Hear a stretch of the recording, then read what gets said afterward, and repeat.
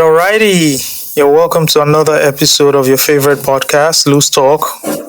Hope everybody's doing well. My name is Osagie Zalunge, and I'm here with my dependable, authoritative co-hosts, the writer extraordinaire, Ayo Midi Oluwasegun Tayo II, and of course, the lead researcher, Steve Diddy. Thank you very much Welcome, guys. for that empty intro. It's been a good week. You are in a good mood today. Talk to me. What has happened this week so far? Oh, okay. So this week, so far, I have successfully, hated on people and come out on top. I saw this coming. You fell for it. I knew this was going to end. This was his answer. No, funny enough, he has not been hating on Arsenal. Funny enough, he has not been. He's just Osage's hurt is from the disappointment of once Arsenal to win and they've lost. That's just his hurt. He has not been. He's the only Manchester United fan I like in that group. He's the only Manchester United fan I like in that group. To be very honest. you know the funny thing, because you and Ayola, you guys are premium elite, elite level of hitting. I was born there's hitting, there's elite first Ballon d'Or of hitting. I am Mbappe level of hitting. You know that back in 1998, so I started watching the English Premier League in 1994 when it was sponsored by Rothmans. So it was still Rothmans Premier League or whatever, right? It was my uncle who put me on the Premier League. And I remember, my first match, Paulins was actually playing for Manchester United, I believe, 1994. And from there I fell in love with it. My mom actually put me on football. So my first tournament that I sat down to watch was Tunisia 94. Even though I watched the semi-finals and the finals of Italia 90.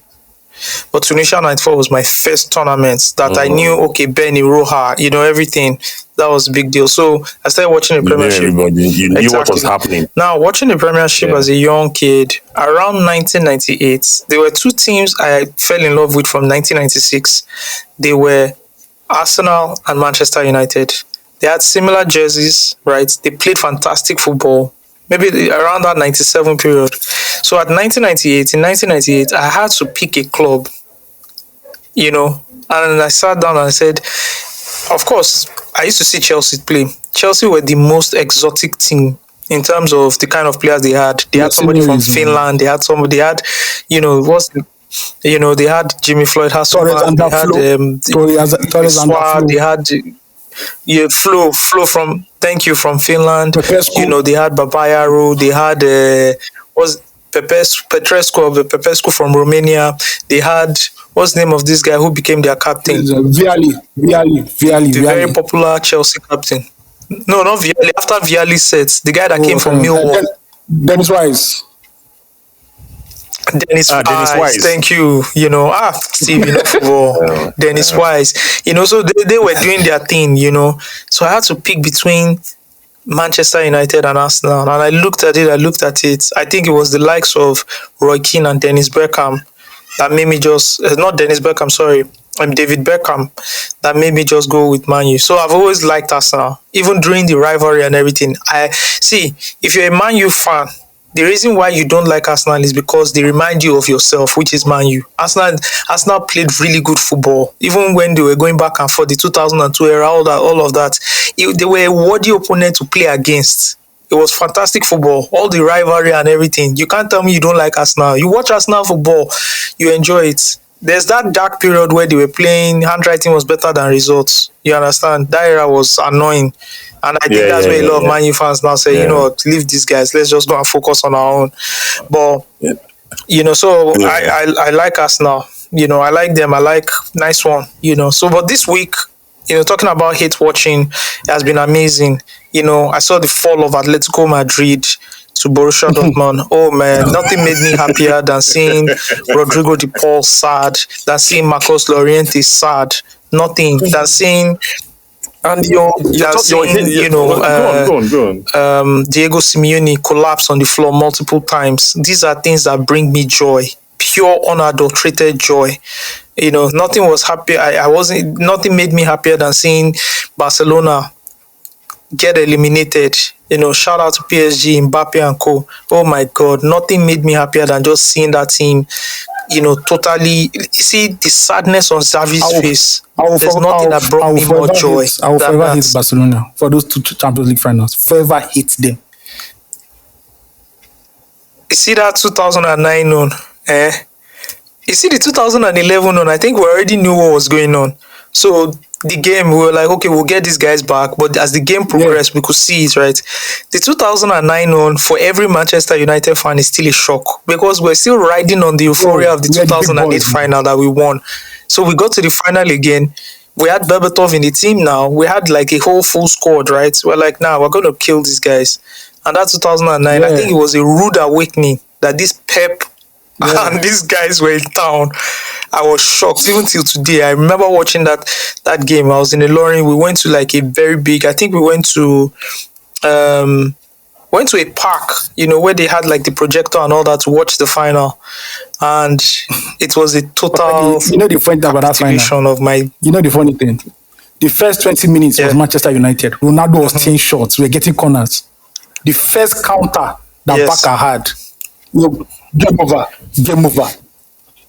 Bro, I so much believed that Barca was like Manchester United were going to win that game. Like, because that was, you remember now, like this is like peak Manchester United. They just won the Champions League. We just won the league. Season. Like they were, I think Tevez, the league, Tevez just left. Tevez was still there. Ronaldo, we added Berbatov to the 2008 squad. Yeah. To that team, thank you. So I was like, no, Manchester United. And the pace of Man U's attack at that time, why I liked Man U, like, it's not as if Man U were playing. Okay, see, it's just Man City and Liverpool right now. Man City, we had Barcelona, Man U, we had Liverpool. In terms of just getting the ball, taking it to the attackers. Like, it's very direct. And these guys were fast. I'm like, Barca can't cope with the pace of this game. And that was what happened in the first 50 minutes of that game. Barca could not cope. Ronaldo was on fire. Like, the game... Bakary could just take the ball, float. Everybody was just, bro. Immediately Barca scored. They just seized the ball, like they just took it and said, "You know what? You are not going to get hold of this ball." Indeed, in the midfield. And you know, at that time too, I haven't seen anything like that in my life. Yeah, at that time too, the only La Liga games we watch at that time is just the El Clasico, or maybe Barca Valencia, like the big game. So it's not as if I was watching Barca every weekend. You get So I actually didn't know their strength. I knew he had done a good work. He had won Copa del Rey, he had won the league, but I didn't know that this was going to become like the great, like one of the greatest teams ever in the history of football. Like they head onto the ball, like Manchester United been running around, like they couldn't get hold of the ball. And I'm like, what is happening? I was stunned. Steve, you remember? Then we know what happened. We know what happened at Wembley incident. You know the difference in 2009 and 2011. You do know the difference. 2011, everybody knew what was coming. 2011, when we lost, Manchester United. Nobody was angry. Manchester United did a guard of honor. That this at this point, there's nothing else we can do anymore. We played our best. Bro. We played our best. It was not a disgrace to lose to Barca the second time anymore because this was. I remember where I was. I remember where I was when I watched that game. I was at my girlfriend's house, like their family house, when I watched that game, right? And immediately Rooney scored that goal. I'm like, you are in trouble. You shouldn't have just got that. This is the ball again. It was crazy. Oh, man. And, you know, watching the Manchester United in the Champions League, since 1998, we've won the trophy twice. I've seen Manchester United fall out of the Champions League. It's like one of the most horrific things because we don't do it. I know. I just want to mention, like, anytime we get out, like we're kicked out of the Champions League, it's always very dramatic. It's never. You remember Real Madrid, 99-2000, Fernando Redondo. Yeah. Do you understand? Like every time they get kicked us out, it was always dramatic. Quarterfinal, Real Madrid, 2002. Ronaldo hat-trick. That's the Ronaldo hat-trick. I blame Ferguson for that match. Because he taunted. He should have started. He said he also taunted Ronaldo, and Ronaldo's old. You know, he cannot do it again. Ronaldo scored a hat-trick in Old Trafford, got a standing ovation. Well, Fabian Barthez, don't let me curse you, but let's move on. Anyways, so Atletico Madrid lost. It was a beautiful game to watch. Of course, Barcelona lost, kicked out, and of course, Manchester City, our little brothers in the city of Manchester. That plastic thing. You understand? Do you know that when they interviewed, like, the Real Madrid fans who journeyed to Manchester to watch the game, most of them went to Old Trafford, the museum, man. Yeah. I love that level of trolling, or like that level of, like, how do I put it? I love it. And of course, on our level, we know the people who get this city. Yes, of course, there's also a relationship between Real Madrid and Manchester United. We've done a lot of player exchanges. There's history there. Yeah. Whether it was Ronaldo going there, Van Nistelrooy going there, they wanting to buy David De Gea. I think one or two other players. Anyways, man, that was really good hit to watch. It just hurt me that Arsenal couldn't beat Bayern Munich because Bayern Munich. Why are people bothered about this Bayern Munich game? Let me tell you guys about the Champions League, right? Yeah. The Champions League is something that you learn how to play in it. Like, it's not about your form. It's not automatic. It's not about how good you are. You have to, like, really, like, there's some exceptions to this rule anyway, but I'm just talking about, like, the general sentiment, like how it is. You have to learn how to play the Champions League. Let me tell you, when I started qualifying for the Champions League this season, I said the successful Champions League season for Arsenal is the quarterfinals. The semi-finals will be too much. Good. But the final, definitely, winning it, definitely out of it. It's not just because maybe the team is not good or the team is, it's just that there's something about pedigree, like football heritage, according to our boss. Like, it counts in the Champions League. It counts in the Champions League. And that was what Tuchel said after that game. Tuchel said, see, this team, the only thing that's stopping them is just because they don't have this pedigree and they don't have this experience. With time, listen, you have to, like, be consistent. Bro, look at Real Madrid yesterday. What did Real Madrid play? They just defended very well. There's something. It's a spirit. I don't know what when it comes to Champions League. But it's something. When it comes to Champions League, leave it for Real Madrid. Now then get down. That's simple. Because you know why? Because of that pedigree, Bayern Munich, like, clubs like that. Yeah. Like, even Liverpool in the Champions League. Liverpool might be. Look at Liverpool. They left after so many years. They came back. They got to the final. Yes. Like, it's just something that's with the pedigree. That's not DNA. It's something you have to. Man City didn't have it, and see how they struggled over the years from quarterfinals to semi-finals, quarterfinals, second round, quarterfinals. Still, guess what? If they had a coach, they still lost yesterday. If they had a coach that was not Pep, they'll still be struggling to win Champions League. They'll still be struggling to win. Force them to win that Champions League. So let's be. So to me, the most disappointing thing for me in this whole, like, Arsenal thing is just the Aston Villa. And I'm off that disappointment because I feel there's still a lot of twist in this league. I believe there's something. He says it now. This is the time where let's just watch it. People will drop points. Yeah, we're shocked that City will drop points along the way. Let's just watch it. So yeah, man, it's just the Aston Villa game, and that Aston Villa game, I felt it was just Arteta because you had a winning formula from January. From the first Premier League game of this season, of this year, you've had a formula which you are playing two midfielders. You are allowing Havertz to just stop the guys. If you watch Havertz as a number 9, the only thing that he's not doing is scoring goals, which I feel is going to come with him constantly playing there because he's a professional. He's going to have, like, muscle memory. He's going to, like, the more football is too simple. The more it's not just football; it's life. The more you do something, the more you get acclimatized to it, right? As a number 9, that boy occupies defenders a lot, like a lot. You get his first touch is very poor. His finishing, he doesn't know how to finish, and he's slow to react to the ball, stuff like that. That's something you can learn, Then you abandon or you play them as he brought in Jesus. This is not a sports podcast. Let me just move on. Yeah, please, before the ladies disappear. Yeah, let's just move on before we turn anybody off from listening to this pod. Anyways, that was how my week went. How did your week go, guys? My week too. I was hating on the people I should have hated on. I was catching up with a few TV series that I'm watching. Basically it's dry. What are you watching now? I'm watching what everybody's watching because everybody can't shut up about it. Shogun. Yeah. Is it good? It's looking good. It's looking like the money. But it's an Asian. Is it an Asian not series? subtitle. It's not K-drama. Don't worry. It's not. It's not that one. It's not. It's not the one that. It's on Netflix. Where is it on? Where is it Bro, on? it's on the place where we go to. That's all I can tell you. Okay, it's on. It's on that. It's on that. Yeah. It's basically FX on Hulu. Yeah. FX Okay, it's on Hulu. It's on FX. Okay. Hulu. I'm also watching. It's basically Game of Thrones, right? Very, but Japan, feudal Japan, I'm also watching. Okay. Feudal Japan is lit, though. Yeah, dope. I'm also watching The Rookie. And on that note, that watching communal policing in America and comparing it to what we have in Nigeria, I shed tears every time I watch it. Yeah. The Rookie is great. Mm-hmm. The Rookie is great. I started watching The Rookie I started watching The Rookie in 2022. Yeah, apparently it has been out for a while. Yeah, before it got, so it just got on Netflix. It's been out since. Yeah. So I started watching it in 2022. Very easy to digest. I enjoyed it. Simple. I enjoyed it. It's very, something that you can just put on and really relax and everything. Yeah, that's good. Also try to catch up with my books for the year. Yeah. So yeah. Okay. Which week has been really super stressful. Okay, sorry. The books I'm reading the one that Nipsey Hussle once recommended, this Poco Sat by the Door, is about CIA, black racism, riots and stuff like that. Yeah, but that is good. It's good. It's a good read. Okay. Yeah.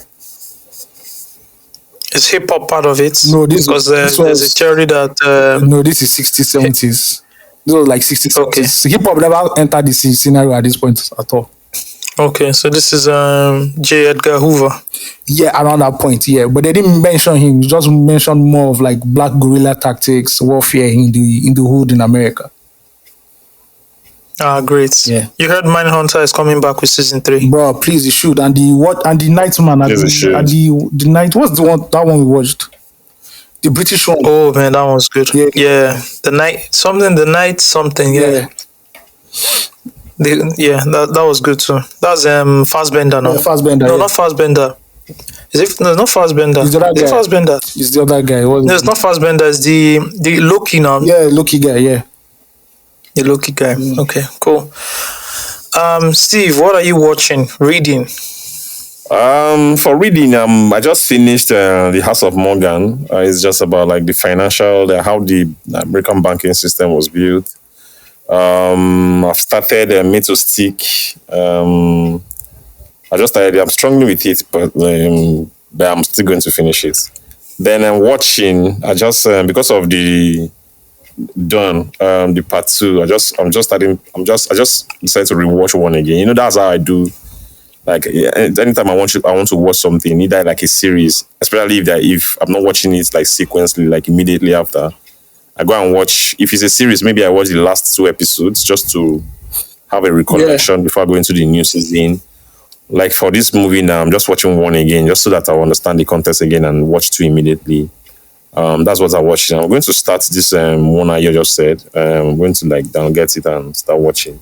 Because I've seen the commentary a lot on Twitter too. So that's it. And this week has also been very, very busy because of like the whole public holiday in the like last couple of weeks. Yeah. So it's been just intense and I've had so much to do just because I've not like a lot of things have been left on my task. So I'm just using this week to like really, really be intense with it. So, and that's why I haven't had time to read, because after like working, like finishing up my tasks, I've not had time to like go out. So I've been indoors. So I'll just read. Okay, let me spend 1 hour reading before the Champions League, and 1 hour after the Champions League, then catch a little sleep, then wake up again and start working and stuff like that. So it's been a very, very, very indoor week for me. So that means less money spent on fuel or going out and stuff like that. Less energy. I've had a lot of energy, a lot of focus time. So yeah. That's good. That's good. That's good. Can I give you a hack for catching up on like previous series or movies you've watched instead of watching the whole thing?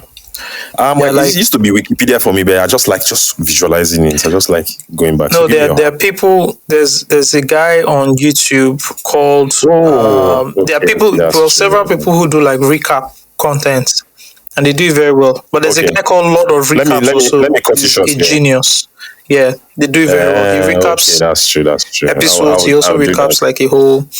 Bro, I think Game of Thrones season 3. I actually did a whole recap and I understand everything that happened. I didn't watch it. Yeah, this thing you mentioned, I think I do it for like a series, any series I fall in love with. I go and listen. Like, for example, when I was watching the new Game of Thrones, the one that came out 2 years ago. House of the Dragon.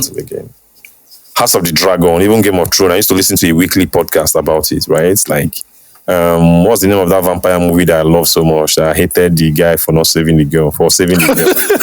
The last of us, stuff. So they're not vampires. They were taken over sorry, not vampires. Zombies. I meant zombies.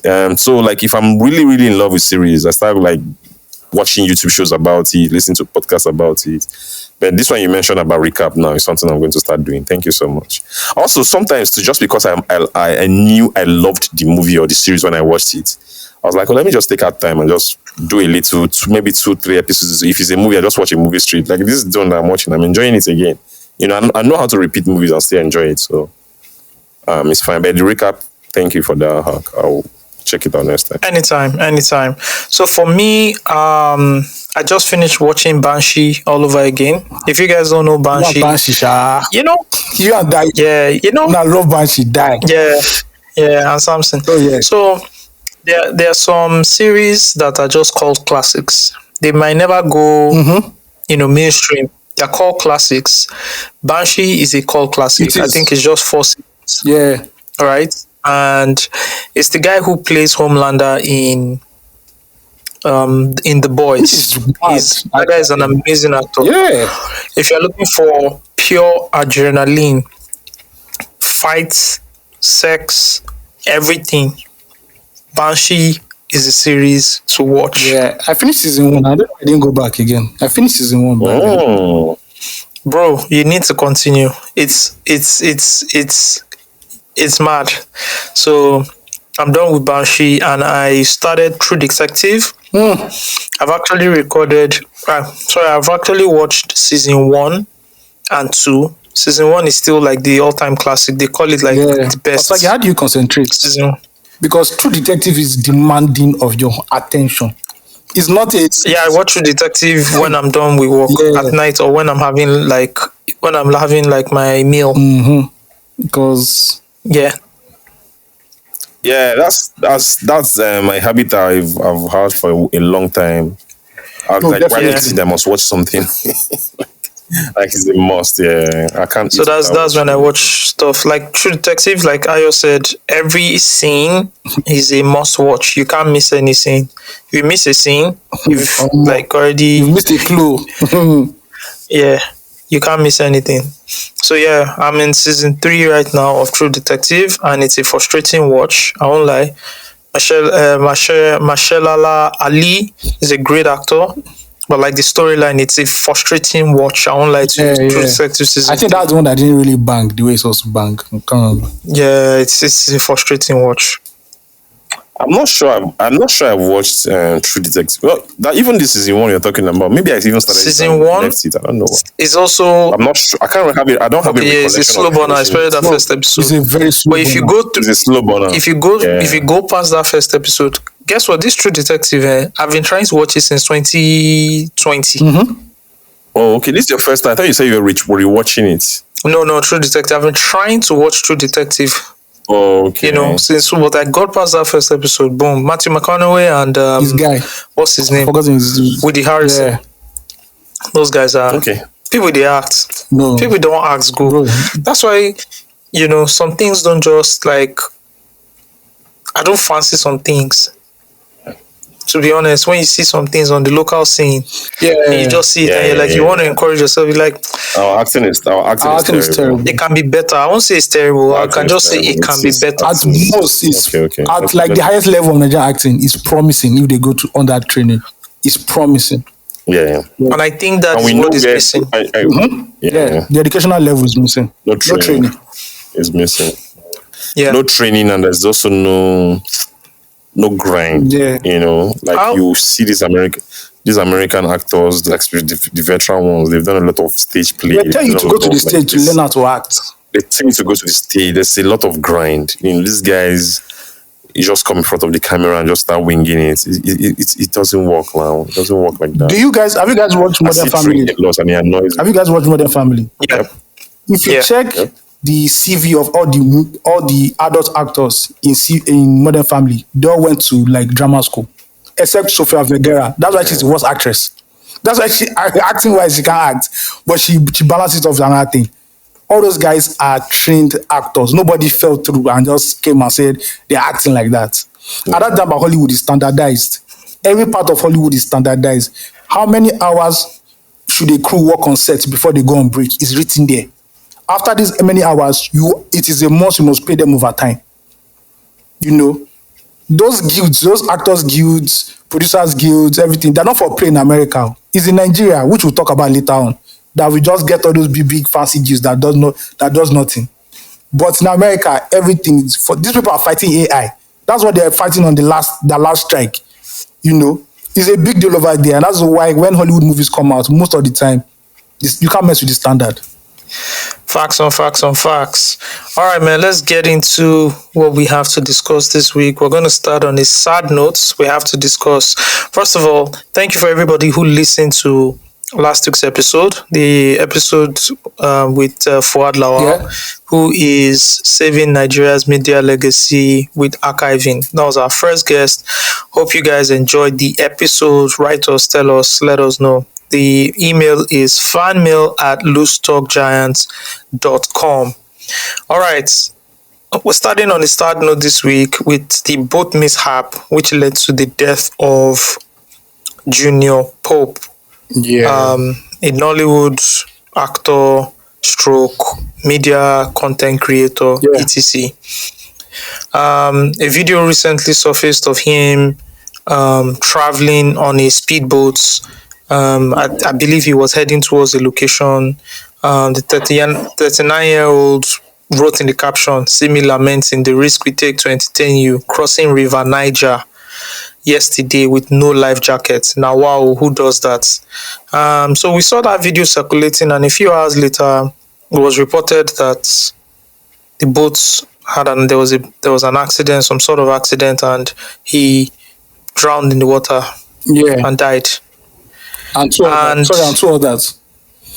And two others that we don't know who they are. I would love to have known their names. I don't have information. I think one is a makeup artist from Akwa Ibom, because I know that they buried him or her, I think in Delta State, but the governor ordered that they bring her back to the state to. Oh, she has been buried already. And the third person is actually a guy, the sound recordist. I don't think they've reached. Yeah, the sound guy. At the time I was reading the story, latest update. I don't think his body has been retrieved. But 3 people passed away. Okay. Rest in peace to all 3 of them, and may God be with their families. I don't know how to attack this story. Oh, I can, because this is an industry that I'm interested in. I can basically attack it. Yeah, I mean, I know how to attack it. I don't just want to sound like insensitive at this point. Yeah. Do you understand? I don't want to sound insensitive, but let me just say this. And let me just say this. People, please, if you live in Nigeria, try to follow basic rules and basic laws. It helps you. Please. It's meant to save your life. This character, this, way of everything are fast, and so we they do one for year. Not following protocols, not following the necessary guides that have been placed to protect your life. This thing needs to stop. Yeah.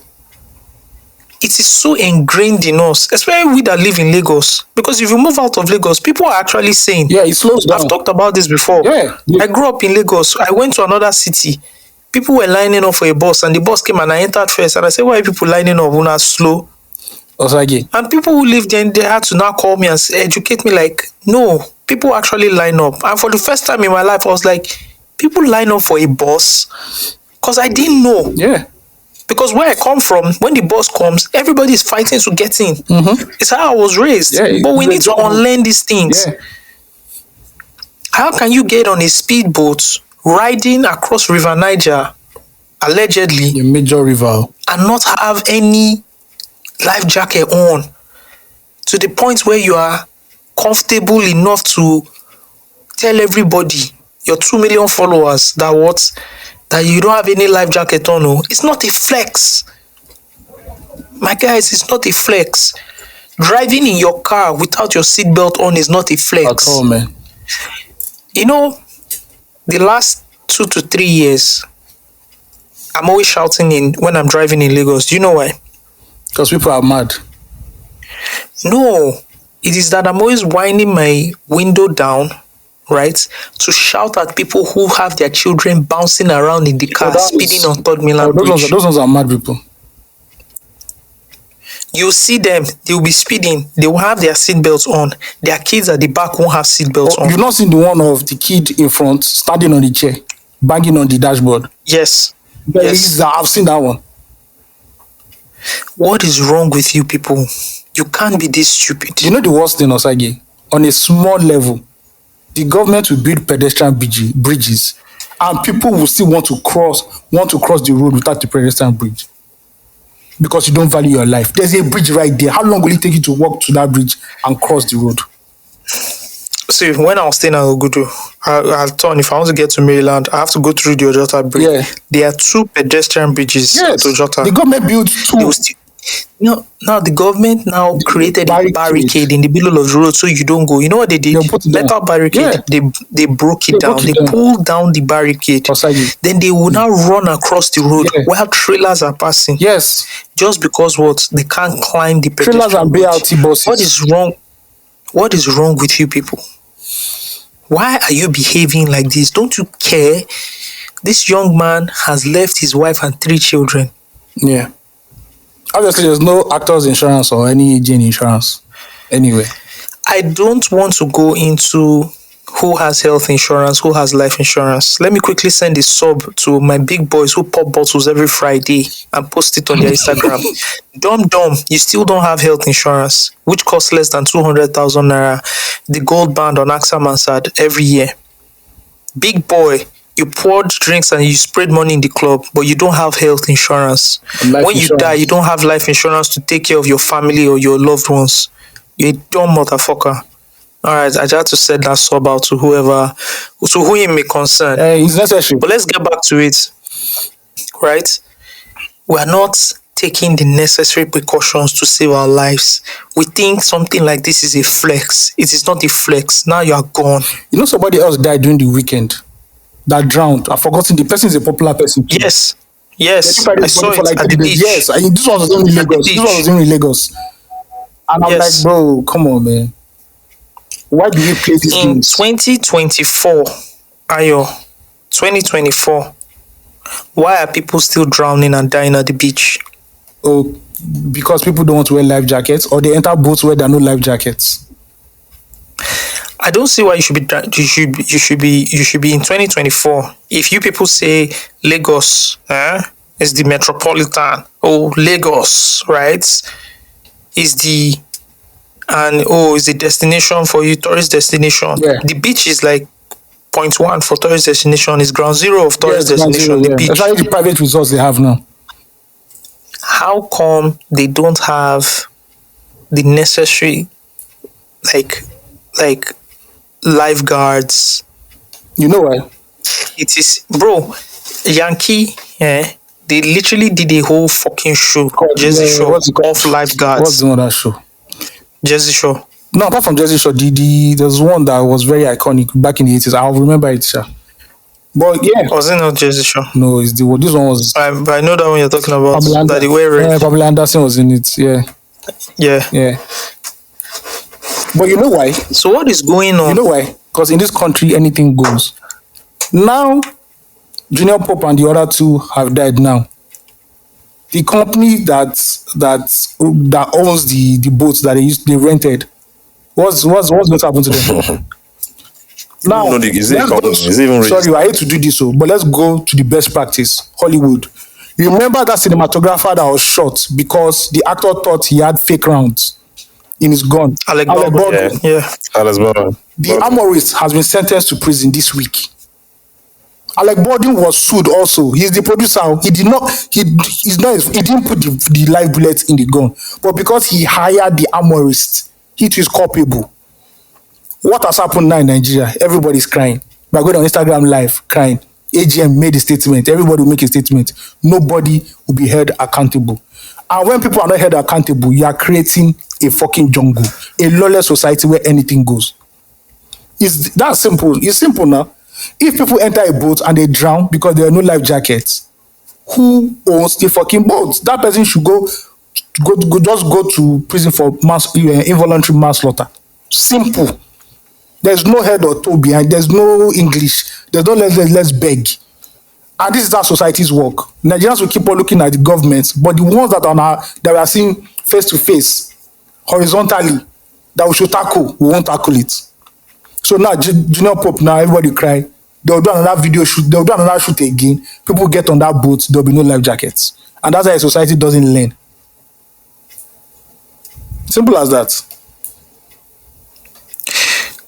Even the one that they are calling life jackets, I'm looking at it, and the thing is saying this thing is a work vest. Osagie, even the helmet, not the life jacket. The helmet that Academy I know. Is a helmet. It's not construction. Yeah, I know the life jackets that people wear. Is it not the puffy ass life jackets? Yes, that no. you zip up. Very big. No matter what happens.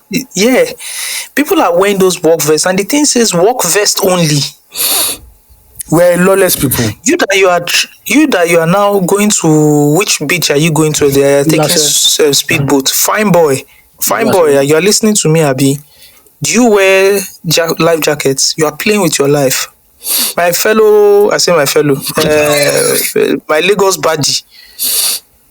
Are you wearing life jackets? Do you even care about your life or your family's life? The life jacket doesn't move the aesthetics. You live such a risky ass life because now anything goes. When the jungle, you live a family. Did Jnr Pope have life insurance? Yeah. What I know is that I hope he did. What I know is that Imoni said. I hope he did. Imoni says he has promised that he will take care of his children. So I guess that answers your question. That's not a life insurance. What I'm saying is that for Imoni to enter, something was missing. There was a vacuum somewhere. No life insurance. Yeah. I will say it on this podcast. I will beg people, go and get life insurance. It's less than 1 something million naira a year. Pay for it. You can die anytime. They won't hear. I think also the problem that we have in Nigeria they will say also it's a cultural thing also. Because of our religion too. So religion is based on faith. It gives you this hope that you are protected against sickness, against ailments, against death. Yes. Right? Yes. Because of this belief, a lot of Nigerians don't prepare for death, or they don't try to prevent it. The reason why I'm not saying that's in the case of the late Jnr Pope or whatever, may so rest in peace. I'm just saying that there's this certain belief that we are protected. That, I can enter Okada without wearing my helmet. I'm protected. God is God. Now God is protecting children. Do you understand? That's the same feeling that make people enter a speedboat without wearing a lifeguard. That's the same thing that will make a beach, not have like divers or like lifeguards, like people around to save people. Even first aid. We don't make adequate preparations to prevent things like this just because we believe we have this faith. We are protected. We are being protected. Yes. It's not really a cultural thing, it's a religious I think also from culture, see, that's why we don't. At least from the Yoruba aspect of it, you doing certain things like life insurance means you are inviting bad spirits onto yourself. You are inviting that opportunity to come. So if you do not look towards that area, that means, you are spiritually guided. So this issue of life insurance is not our generation, Osagie. This is from our grandparents. No, it's long. It is ingrained in the molecular level of our DNA. Even fire insurance, your building catches fire. You just see some people crying because let's throw a random question. This random question to a Nigerian, to an average Nigerian. You guys should guess the response. Man, how have you prepared for your death? Have you Have you ever thought about life insurance that when you die, your young children will be well taken care of? What do you think in another generation? God forbid. No. God forbid. No, I don't think God forbid is the response. I think you're taking it too lightly. I think the person who might even physically attack you. Yeah. Yeah. And they will ask him why. And then the person will say, in the talk say I go die. Yeah. You say the average Nigerian. They don't say now come meet me. Yeah. Do you understand? So I want to just say something. This is a country where if you say, please, are you last on the queue? So by God forbid, I'll never be the last. Or are you going down in an elevator? I'm never going down. So on that small level now, you expect that person to not have life insurance? Or no, come on. Could possible, man. Here's what I want to say. God does not prepare your life insurance. I know you're a Christian, I know you're a Muslim, I know you worship something, right? I don't know how I see. You guys know what I want to say, but I don't want to piss people off. People that listen to this podcast. You are preaching to a choir that listen to this podcast. You are preaching to a choir in the wrong denomination. You are in a denomination that this choir is not. They don't understand your denomination. Yeah. People that listen to this podcast, and then now they carry something for head, but now I go carry them for head, can't see trouble. Now why I know they pity some of una. I know they pity una. Because the things where una suppose don't do, una no go do them. Una go they follow uno road though. Even if you use your brain. Even if you follow uno road, carry your teeth here just in case something happen for road. Let's go into this thing, a deeper dive. I saw some tweets that broke down, kind of articulated some of the things I wanted to talk about. Yeah. So apparently, it was alleged that when they rescued him from the river, right, that he was not pronounced dead at first, but they apparently took him straight to the morgue without assessments. Yeah. So now, instead of resuscitation, they were now fanning him. So they actually took him to the morgue, and then when they got to the morgue, right, what's the name of the person who's at the morgue? Well, there's somebody who should be pronouncing you dead or whatever. Thank you. They said this man is not dead. It's not dead. Then there was the whole thing around, they took him to somewhere to do some ritual rites, etc, etc. I don't have a problem with that. That's also me. That if I can, I can throw you on religion and everything, but I also acknowledge everybody's religion. Right, and we'll get into that. For your ritual, so they wanted to do some spiritual ritual, blah, blah, blah, blah, blah. Somebody tweeted something and said, I tell people all the time that the reason market access is crucial in Africa is because no matter how rich you are, your survival in an emergency is dependent on the quality of information and care in that environment. It is more important to me that Africans have many accessible and quality healthcare providers than to be the best healthcare provider. In this case, Ayo, Steve, God forbid anything happens to you. You are in an accident. The first thing, just imagine the area, low quality area. This was the hinterland of high quality area. This is the hinterland of Nigeria. If you're in a low quality area, the first thing they start doing is pouring water on you. Because somehow Nigerians believe there are two liquids Nigerians believe can solve every problem: water and palm oil. What's the high quality area in Nigeria? You don't get any mean. Yeah. What's the high quality? Where's the high it's quality? True, I understand. Everything a mirage. Everything a mirage. A high quality area in Nigeria would be one of the streets off Bodilon Road. Even that one safe. It is you asked me a question. This is a relative. Actually, where I work is a relative answer. Where I work, the surrounding where I work is a high quality area because when I had my little incident, I had options of good places to go to. Yeah. Somebody even suggested, why don't you go to General Hospital? I said, no. Thank you very much. There are better options. So please, I feel there are, but there are very few. We are like the 0.2%. Apart from Ayo, apart from the hospital they are taking you to, it is the people in the area and how they immediately react. Oh, so let me tell you. It's also quality. Yeah. This is what this lady was talking about. She was talking about what the environment you are in. Yeah. Look at this person. Immediately they took him to the morgue. Mm-hmm. There was nobody to say, we should actually take this guy to a hospital. Emergency. So a doctor can check if he's dead. Let the doctor officially pronounce him dead. Do you understand? And the death certificate can be issued, whatever. Yeah. If not, XYZ. Did they grab his phone? Most of you use an iPhone. How many of you have set up emergency contacts on your iPhone? How many of you, if they grab your iPhone now and double click the emergency contact, will call your emergency list? Yeah. How many? Do you know that at times, Steve, when I was playing football on your side, you know I always wear my wristwatch. My heart rate goes very high. It went very high to one point. It called my brother.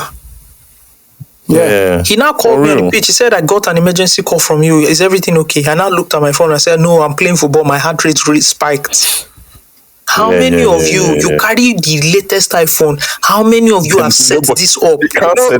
Overseas, this Apple, these smartwatches, people give their parents so that when their parents fall, right? After like 2 minutes, when you fall and there's no response, it triggers the emergency response and it calls your nearest immediately. That's what happened to me. There was somebody that kicked me. That's why I fell on the pitch. Osagie, you have to understand. This is for the camera quality, my guy. Does it have 3 cameras? I don't know what you're talking about. What is emergency? It doesn't have the 3 cameras, does it? You're not showing all the 3 cameras. We need to do better as human beings. We need to do better. Osagie, you're leading to you're leading me to. No, let me talk. Let me say it. Naka.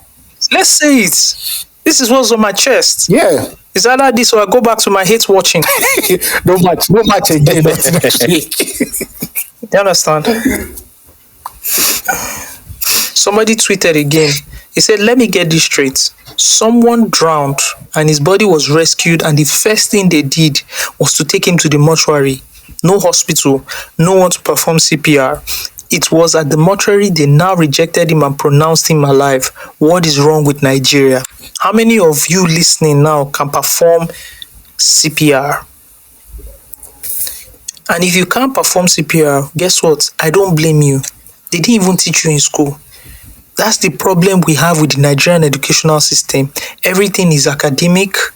There is nothing that actually teaches you about yourself, about your environment. Yeah, that helps you become a better person.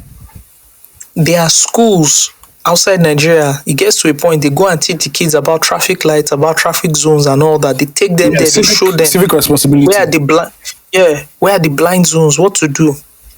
We don't have these things. Why don't we have it? Because to take children out on the road is even a problem, my brother. Nobody's following the laws. Let's go to the basics of these things. How do you obtain your driver's license in Lagos? Oh, bro, that's a long time. I went to update my driver's license. I had an error on my card, so I had to go and update it. I went there. There's a lady, they say, okay, before you finish, you write tests. They pulled out one raggedy Android phone. Raggedy phone. Please do not be triggered. Do not be triggered. Yeah. Sorry. Raggedy phone. Do you understand? And then they gave it to her and then they said, load it here. It wasn't a computer or a phone. They now sent the URL on it. They now said, log in here. The pictures were not even loading. The lady was now there. She was even asking somebody, what's the answer for this one? We will not tell you. Do it, Joe. Yourself, do it now. Let's see if you pass. It was a joke. I think people obtain driver's license without going to proper school, without going to proper driving school. Now your auntie, they teach you, your driver in the house, your uncle Samuel. Do you know what is going on that's why you drive in Lagos and people genuinely don't know how to drive. Yeah. You see the marked roads, right, on Third Mainland Bridge, and they are driving on the lines. They have no idea. Because they're not taught. This is a lawless country now. They're not taught. What is really going on? Why can't we fix these things? Osagie, like we said in the group earlier, we have to go back to the 80s. That was the biggest crime we made as a people in this country.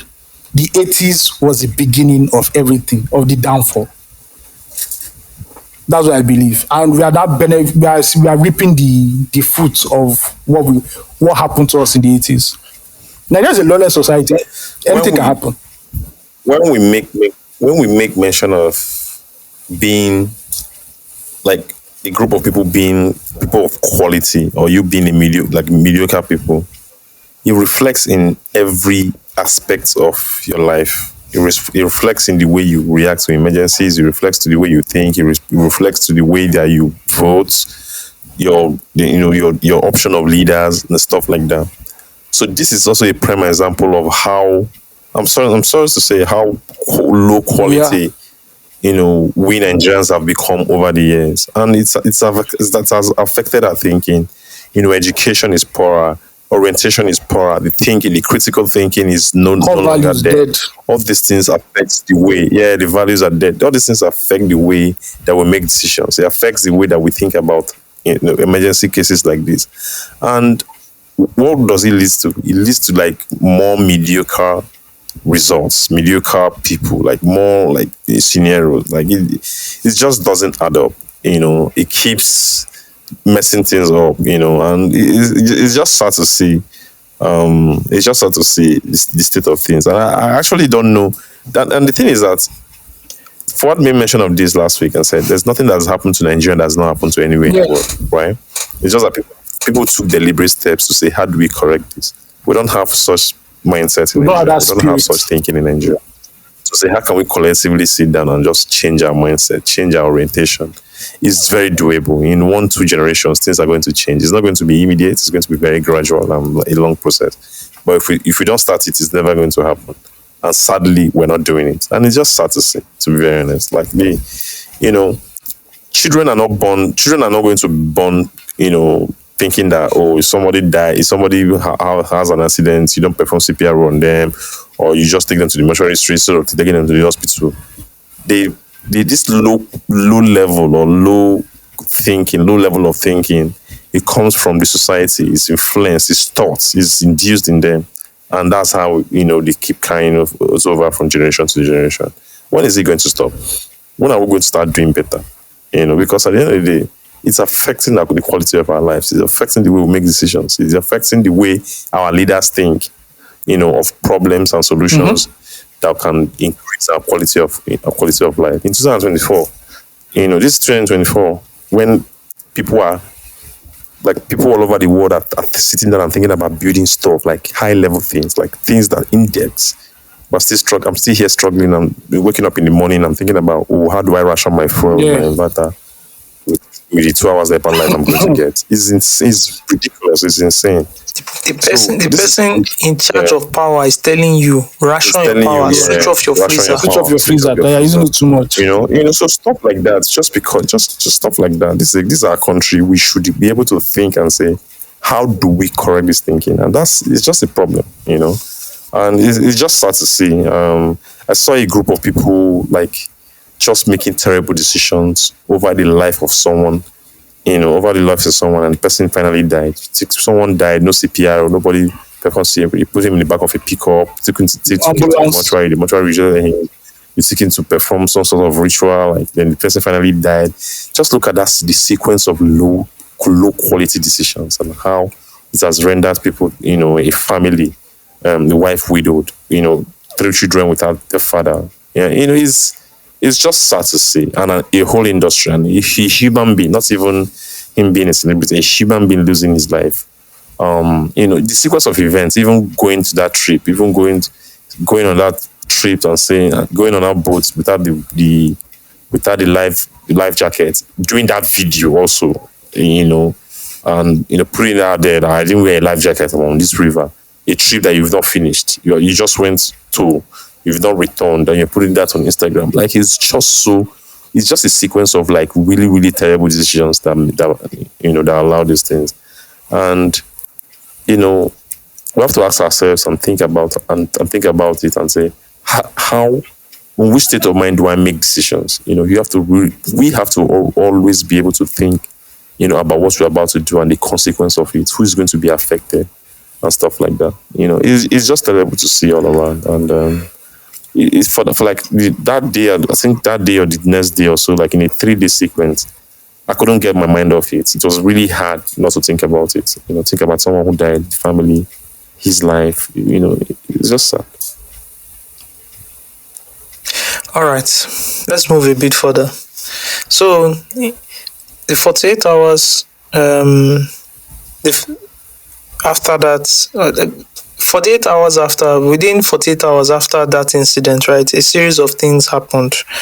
We saw that people, to appease, the god of the river, or whoever governs the river spiritually, to appease the person, most times people pour a bottle of soda. Now, I don't know if it's Fanta that is the rule, but what was in the video was Fanta. Then everybody said it must be Fanta, right? Now, I don't know. Then I also saw a video of another lady who was throwing like some food items into the river. I think some fishes were eating it up, and then they were pouring like soda as well, sort of like appeasing, the gods of the river, so to say, right? With some sort of like sacrifice and etc. And I saw a lot of people clowning these people, right? Majority of the people clowning these people were also Christians, from what I deduced with how they were speaking. I just want to say something, my fellow Christians. I'm a Christian as well. What I might say now, I'm a Christian now. Okay, I wanted to be sure. I'm a Christian. Okay. I identify as a Christian. Okay. I just want to be on the safe side. Thank you. Yeah. Yeah, thank you. Yeah. I just want to say something, guys. You that are laughing at someone else's religion, that the person is pouring Fanta in the river and pouring food, right? You believe that drinking wine and eating bread marks the remembrance of someone drinking someone's blood and someone's flesh. Doesn't that sound ridiculous? It doesn't. If you tell another person. No. If you tell another person this wine is in remembrance of someone's blood, and doesn't it just sound as the same as somebody also appeases their own god by pouring something into the river? Is it not what you believe that then makes you do what you want to be, or be who you want to become, or the belief system, etc? My own problem here is, what gives you the audacity to clown another person's religion? Why do you think your religion is superior? It's lack of self-awareness and knowledge, and that's the thing. When you are too embedded in any cause, whether either be in politics, a political group, a religion, a court, it's hard to think reasonably. It's hard to have this kind of rationality that you're talking about, Osagie. To say, why are you laughing at someone pouring water into a river? While we, as Christians, we also have our own ritual in quote that we do. It takes a whole level of knowledge, exposure, and self-awareness to think like that, to say, it's almost the same thing that we do, just that we do it to different gods, or per se, or for different purposes. So, I think it is just what it is. That's just the way the way people think, and the way people think about their own beliefs. They think, from a level of superiority, my own religion is superior. That's just what all religion is. Muslim, like Islam, Christianity, Hinduism, whatever it is. Everybody thinks theirs is the way. Yeah. But why is it that Christianity is always the one that feels that is superior and is always chanting every other person? No, you can't tell me it's everybody. You know other people from other religions. Do they come to your face and say, if you don't believe in this person, you are going to hellfire? You know why? Because evangelism is a core of Christianity. Does not mean other people don't have another means of expressing the same thing you're talking about. Yeah, that's true. Do you get Christianity? It's just because evangelism is also one of the tenets of just the religion itself. I'm not a Muslim, so I don't know how they approach evangelism or trying to convert people. As Christians, it is what it is. It is what we do. We're still saying the same thing. Do you understand? Yeah, it might look like other religion might have a way where they exhibit this character that you're talking about. It might not be in the way of evangelism or trying to compare people to their faces that their religion is. It might not be direct, but they have other ways to think about it. I believe that if you are too embedded or you are too into anything, you believe that your own is the best. That's just the way it is. Yeah, they calm down. So I don't think I also it's strange. believe it's the way people were indoctrinated into like Christianity, because Christianity also has its denomination, right? And each denomination in Christianity tries to one up the other. Tries to warn you off. Yeah, say our own form of Christianity. Now in the rain, before it used to be Catholics, they were hot. I grew up in like I said, I grew up in deeper life. If you see where Deeper Life as would describe Catholic, you think? Yeah, you think it's a cult? You think it's a cult? You think it's like his Illuminati? Yeah. Do you get? I remember in Agbo, right? I had a lot of friends, like the closest people I grew up with, right? The house just before our house, in the streets we grew up, they used to attend this Anglican church, St. Peter's, right? In Agbo. So the Deeper Life Church branch that I grew up in was very, very close to St. Peter's, right? And I also had a lot of babes and friends there who were guests who I used to go and just chill with. So anytime we close from church, I'll tell my parents that I'm going home. I'll rush to St. Peter's. So I used to tell the babes I attend St. Peter's so that they would think we all attend the same church. So they'll usually see me in church, right? We'll say, oh, Steve attends our church. So we're all parties, right? Until some of our church members used to see me enter the church, like after I leave the church, right? After I leave our own church, you see me enter the Anglican church. And they went to report. If you see the way the table matter, you think I went to an Ogboni session. You think I went to an Ogboni session. So one day my mom was talking about it. My mom was narrating this thing to my dad. I had to chip in to say, people should remember that it's also a church. Oh. Do you understand? Like, that's how absurd it sounded. I had to remind them that, now church I still go. I come up from church, go church. You're supposed to be hailing my commitment. Exactly. But if you see the way they were talking about, and also the Boys Brigade, I also had a lot of friends. Simon in the Boys Brigade. You know this drum. They play the trumpet. They play the band. I was so in love with it. So there are so many reasons I was going there, for the babes, for my friends, for the Boys Brigade, and stuff like that. Do you get? So there's so many reasons I was going there. I remember every Wednesdays I used to even go to Boys Brigade parties. I didn't attend this church, but if you see the way they reported this thing to the church, to Deeper Life, you think I attended a Ogboni session. You know the funny thing, Steve? Even within Pentecostal churches that are supposed to be the progressives among Christianity, they break each other. Yes. I know two churches that are breaking each other. So now talk less of my religion against your religion. This is everybody's going to be doing it. Yeah. So everybody's going to be doing it. Yeah. Okay. And I think it's something I've been curious about too. Like, how do Islam approach evangelism? How do they? My guess. I think it's a question. My guess is family. My guess is family. That's because they don't do it publicly. You don't go on buses in the morning while going to Lekki. You'll be suffer while you are trying to sleep. Don't remind me. I remember in Surulere, right? I was staying in Surulere, and it wasn't a gated community, but the gates will go close by 6 o'clock, right? I think the gates open like 7, but they used to let this guy in at 6. Yeah. And then the guy will bring his speaker on the street. Classic. Right? And then this guy will start. So I noticed that past 6. It's just past 6. The gate is meant to be locked. How did this guy get in? And he doesn't live on the streets. So I came out, I watched what was going on. That day, I went to the gate man. I said, why do you let this guy in? He didn't have any tangible excuse. Yeah. Yeah. The guy came again. I'm like, okay. So this other time, this guy came and I came out and I seized the speaker. Okay, that's noise pollution. Because here's the thing. I didn't even, exactly, it's noise pollution. I didn't talk to any landlord association. I didn't talk to anybody. I just seized the guy's speaker and it was clear why I seized the speaker. I'm trying to sleep in my house. I work in media. I barely get any sleep. When I'm at home, please, I'm trying to get some sleep.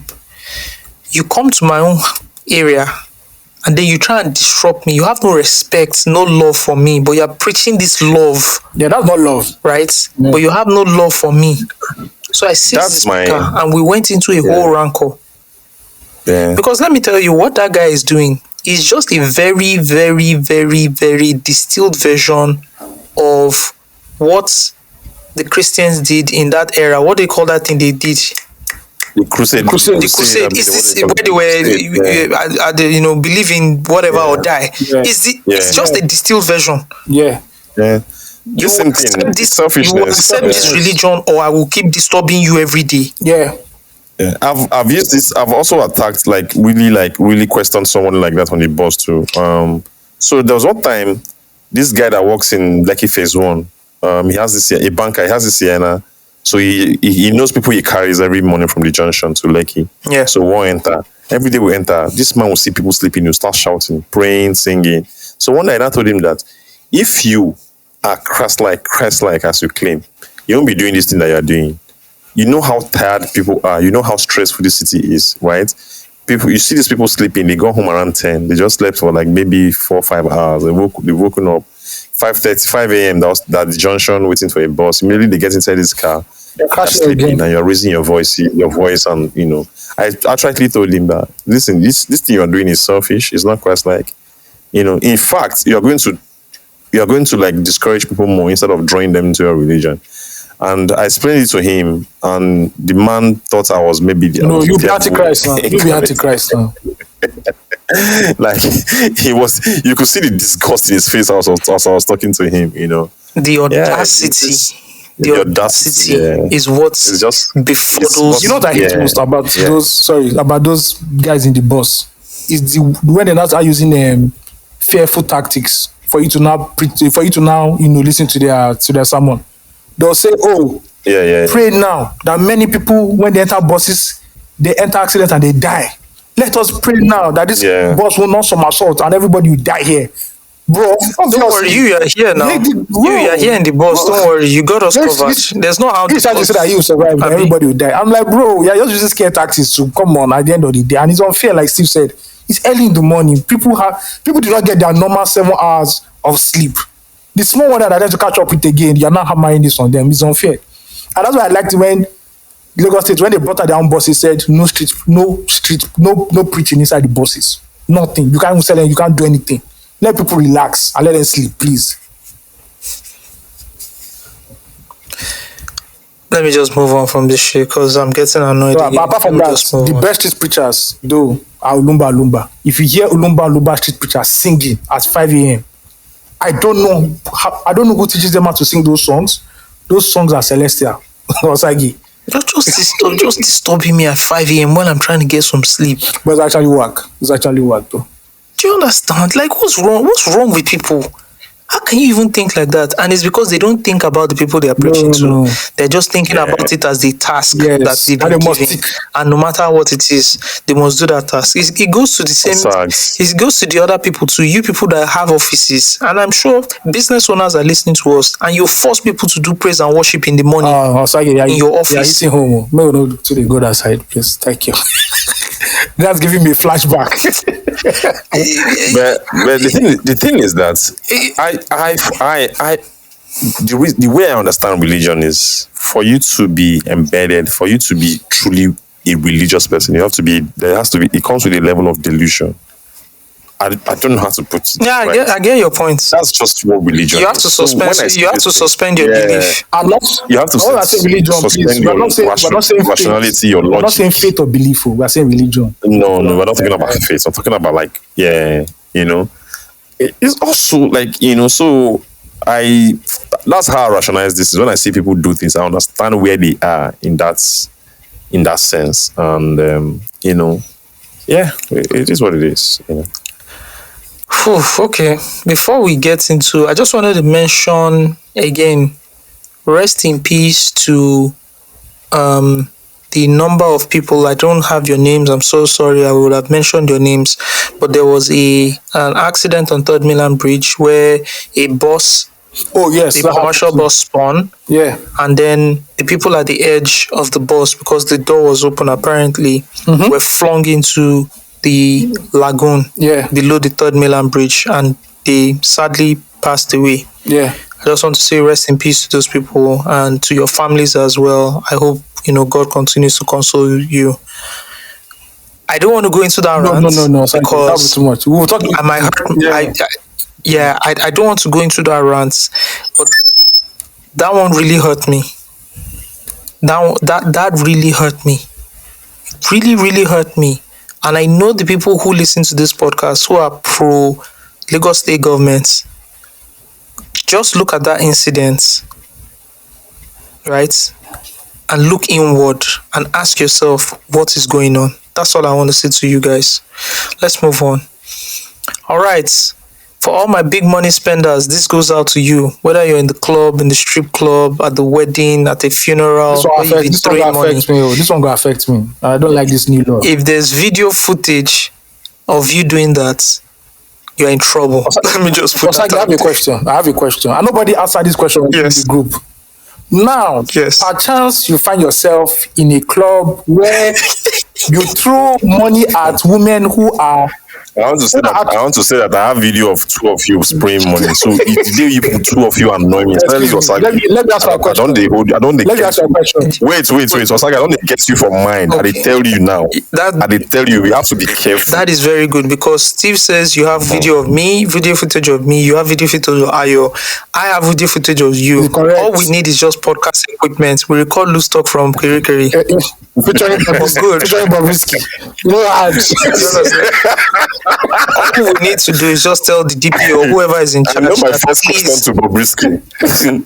Guy, have you seen that? Have you guys ever seen that interview clip where somebody was interviewing an edgy? Bro, that is the greatest interview of all time. That is the greatest interview of all time. It's like, have you seen it? It's not the one. Introduce the guy, and I said, okay. Young guy now, yeah. It's in Ghana. Yeah. First question, why are you gay? Let me blow your mind. That interview grows progressively worse. It grows worse. If you watch the full thing. Another guy now backed into that interview who is anti-gay, and they're now slamming that lady. They were finishing her. Another guy came inside. Live TV. The guy came in and started blasting that woman too. She stood up and left. That interview is go all of it. If you think Nigerians have strict laws against gay people, take a trip down to Accra and witness what the fuck is going on there. Back to my question, please. If it happens that you are in an establishment where it is deemed necessary that you throw money at young women who are trying to finance their career, their education, is that technically money, spraying of money or dashing money? So how to know how waka this weekend? To me, if you are going ahead to empower young women in Lagos, right, who are furthering their careers, whether educationally or whatever, right?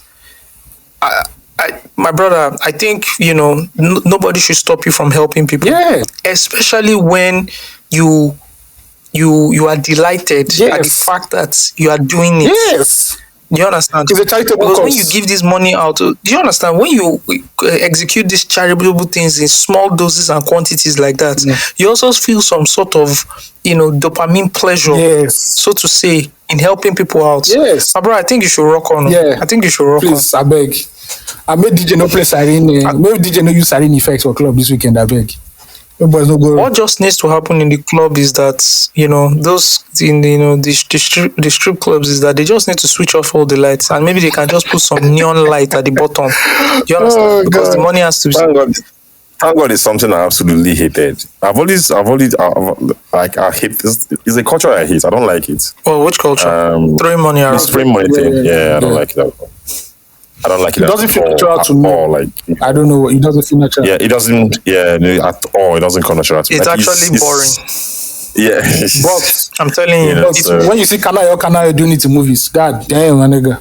There are people who know. I love watching people do it anyway. Yeah, but it's aesthetically pleasing at times. Yes. To be very honest, I can't do it. I don't have the swag to do it. I don't have the money to do it. I don't have the money to do it, please. I don't have. I can't be dropping 100 naira. That's the important one. You don't have the money to do it. In front of the dance floor now. They're not going to hear me now. Femi Johnson not going to hear me now. First of all, you actually have to buy the notes. Oh, yeah. You have to so you lose money when you're transacting. Because they put an interest on it. Yeah. Exactly. And so you're just like, come on, man. Anyways, let me read the official reports here from the EFCC websites. For those who don't know the EFCC, this is the Economic and Financial Crimes Commission in Nigeria. All right. So the headline is Lagos Court jails Bobrisky 6 months for Naira abuse. Justice Abimbola Awogboro of the Federal High Court sitting in Ikoyi, Lagos on Friday, April 12, 2024, sentenced Idris Okuneye aka Bobrisky, to 6 months imprisonment over mutilation of the Naira notes. He was arraigned on Friday, April 5, 2024 on a 4-count charge bordering on mutilation of the Naira notes to the tune of 490,000 Naira. God damn. Right? Count 1 reads that you, Okuneye Idris Olanrewaju, on the 24th day of March 2024 at IMAX Circle Mall, Jakonde Lekki, within the jurisdiction of this honorable court, whilst dancing during a social event, tampered with the sum of 400,000 Naira. Right? Notes issued by the Central Bank of Nigeria by spraying them, and you thereby committed an offence contrary to and punishable under Section 21(1) of the Central Bank Act of 2007. Another count reads that he also can tampered with another 50,000 Naira, spraying money again at another social event or so. Oh, there's even another social event at Aja. Anyways, he pleaded. Bobrisky, I won't use pronouns here, so I'll just use his name. Sorry, look at me, I failed. I failed. I said his name. Let's just say Bobrisky. I will just use Bobrisky's name. I only use his. Oh my god.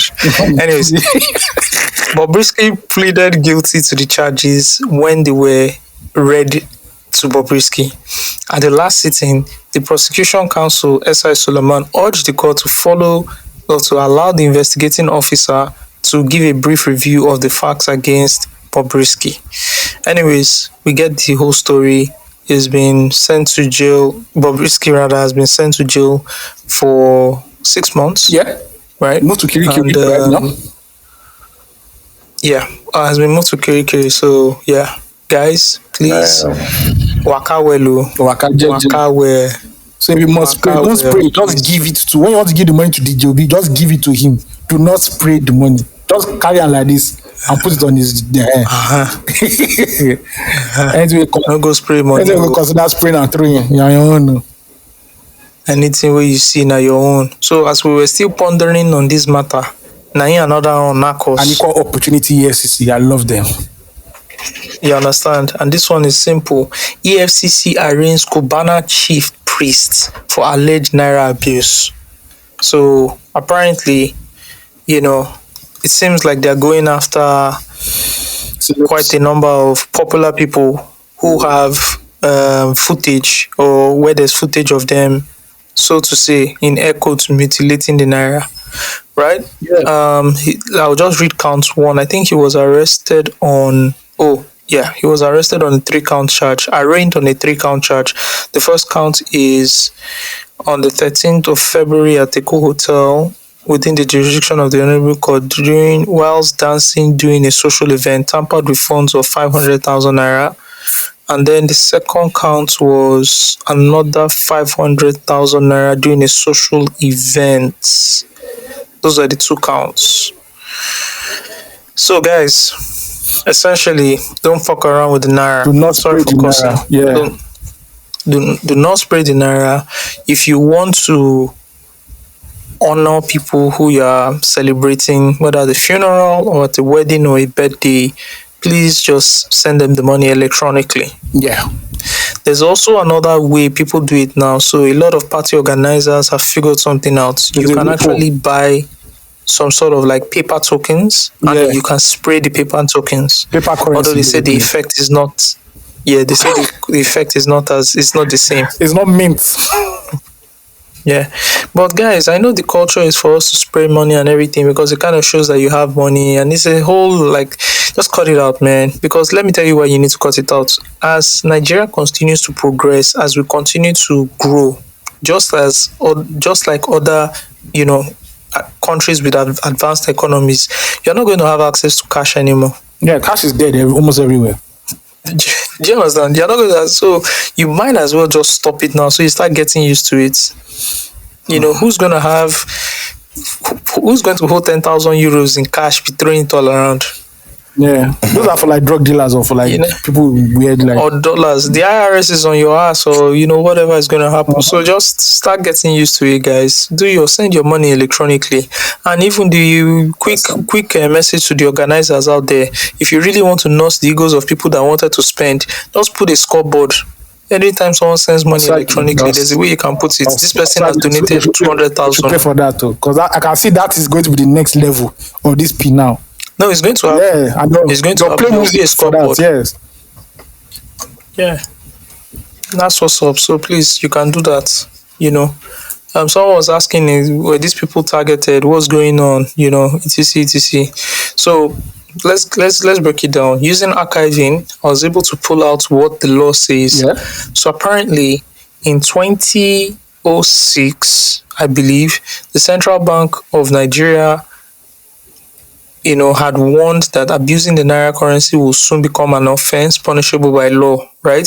The CBN governor at the time, Chukwuma Soludo, urged Nigerians to respect the Naira and not abuse it, squeeze it, mutilate it, or spray it. The CBN was going to introduce the new design notes to replace the old notes by May 31st. So that's what happened back then. Yeah. And if you guys want more on that, you can actually go and check. This was 2004. You can go to archiving.com and pull out a quick search to read more of that. So, what did I see on this? I think I saw a tweet breaking something down. Good. Someone says, I remember Professor Olawoyin saying this in banking class, and how he never sprays money at parties. Everyone is talking, everyone is like, they are taking the law too seriously, but people still do it. It's actually there, guys, and because they have not been arresting, or the judiciary has not been calling people to order, right, doesn't mean the law doesn't exist. It's literally there. There's a whole freaking page, and it talks about the mutilation of the money. It talks about spraying the money. All these things are illegal. Spraying includes adorning, decorating, or spraying anything or any person or any part of any person or the person of another with Naira notes or coins, or sprinkling or sticking of the Naira notes or coins in a similar manner, regardless of the amount, occasion, or the intent. You're not here? That's why I understand these video producers, these video directors, they just use dollars. They were the first to comply with the whole thing. Way back, you look at it, they don't spend the dollars straight up. So they use. Also, you can use props now. If you use props, it makes it better now. If you use Naira props, what about if you use Naira props? That's what I'm saying. Naira props now, yes. But the problem with Naira Pops is that you now say it's real Naira. You are not in problem because they don't arrest you, then go arrest you. It's not you can get evidence. You can hold it. You can hold the evidence. My brother, this is what I use. My brother, do you want to go and go through all that problem just because you want to just use dollar? Dollar is fine.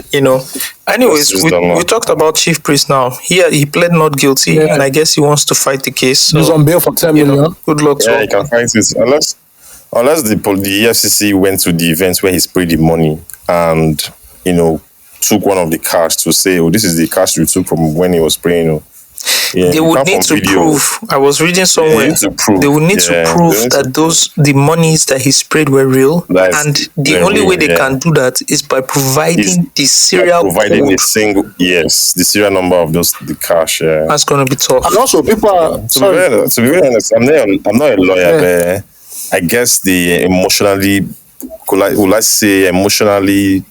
deceived Bobrisky. I knew they would have gone to, that's the whole Nigerian parents format. If you say the truth, I will not beat you. Okay, so he thought he'll probably get the he will pay the fine of 50,000. Although I believe that the money laundering, because we're seeing it on the the money laundering charge that was attached to Bobrisky, which many people fail to see, got lost in the headlines.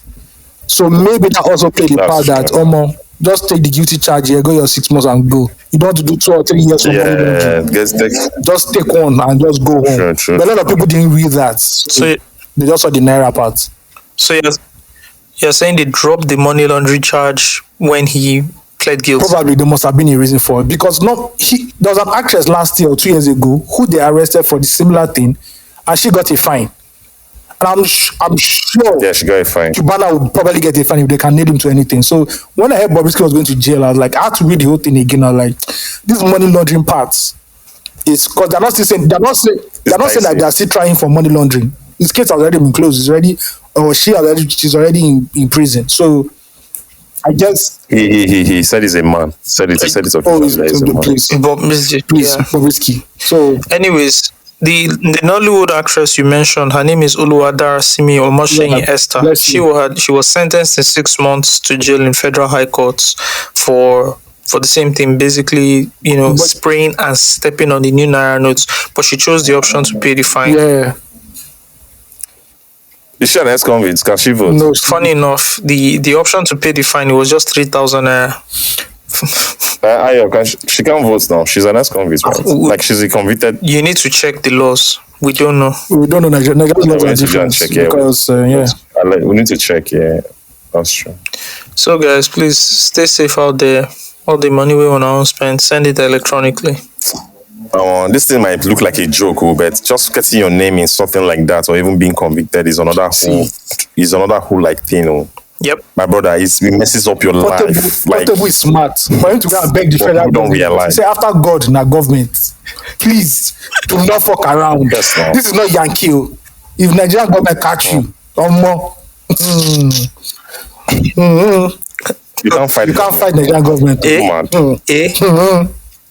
fight Nigerian government. No be person beat result then they Sanfil. There is Sanfil as we speak now. Sanfil and straight. No dialogue, no consultation. $1 billion. Nobody send you. It says no be strong man, get that place. They play. Nobody send you. All right, let's get into some music, man. This US hip hop beef. Have you guys been following it? The whole Drake, Kendrick Lamar, J. Cole. Apart from the AI part, I've been following it. All right, quick recap. We don't need a quick recap. I think everybody knows what's going on. What's happening. So, Future and Metro Boomin dropped an album, featured Kendrick Lamar on it. Kendrick Lamar went in, dissed Drake, somewhat dissed J. Cole for them recording first person shooter on Drake's album. J. Cole responded, I think a week later when he dropped his mixtape, My Delete Later, and people determined, yes, the dope project. People determined that his diss was whack and weak. Then a week later, he apologized, but he didn't still take it down because he was trying to add it to his first week numbers. Subman. And then he promised to take it down. Then he removed it. Then then Drake then dropped a reply, but didn't drop it officially because he doesn't want it to chart, because the Kendrick Lamar diss will still be better than it. So he released it, unofficially. People said it was AI. Yeah, but it wasn't AI. It was actually Drake. It was a good diss. Like the more you listen to it, there was one that came out during that period.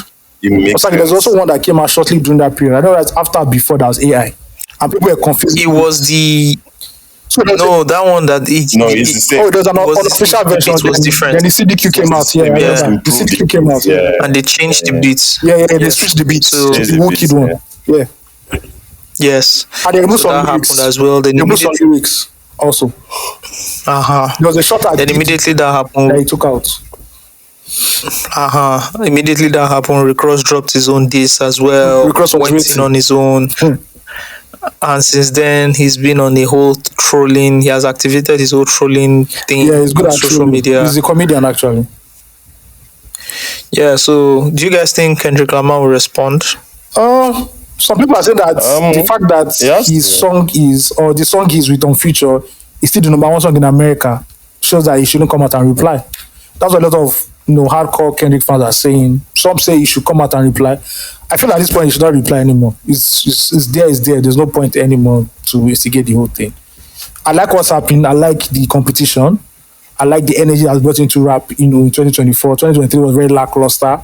So the big guns came out blazing. And as long as it's friendly, as long as there's no East Coast, West Coast rubbish, I'm fine. Keep everything on wax and let it just be good music. If this inspires great albums from everybody involved in this year, from Ross to Drake to Kendrick, then even to J. Cole, because J. Cole has an album coming out. then hip hop is enjoying it the most at the end of the day, man. I shout out to all the players, Ark, Joe Budden, everybody's benefiting of this. This is a whole ecosystem that's not enjoying this beef. So me, I love it, man. Yeah.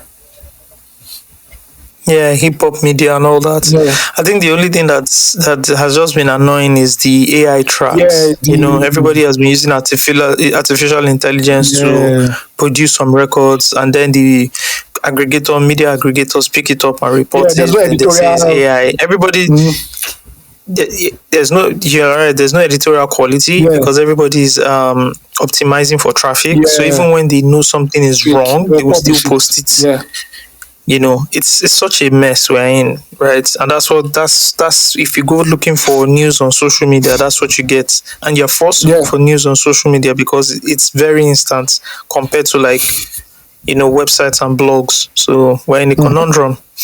Anyways, it's 20 years of the Banj. In 2004, a little known guy called the Banj came back with his producer and friend and business partner John Jazzy to set up Mohits, and the rest, like they say, is history, right? A year before then, the Banj had kind of risen to a bit of fame in the UK scene when he performed the classic record. I think it was Mubolawan at the Niger.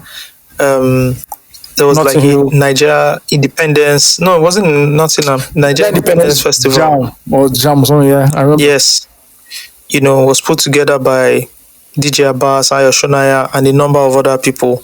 Thank you. Now, the Banj stole the show. Apparently, that same day, being a member of Backbone Music, which was headed by JJC, he had his 4-9 squad, Queen, and a couple of other people. There was actually a rift that happened that day, reportedly, right? And the Banj sort of broke out. That was his breakout moments when he performed Mobile. He stole the show. He stole the show. Now, Queen was on that stage with him. Do you know the amazing thing that happened? What? We in Nigeria had no idea that show happened. We didn't have it. We didn't know what went on. I watched it. Nothing. I watched it.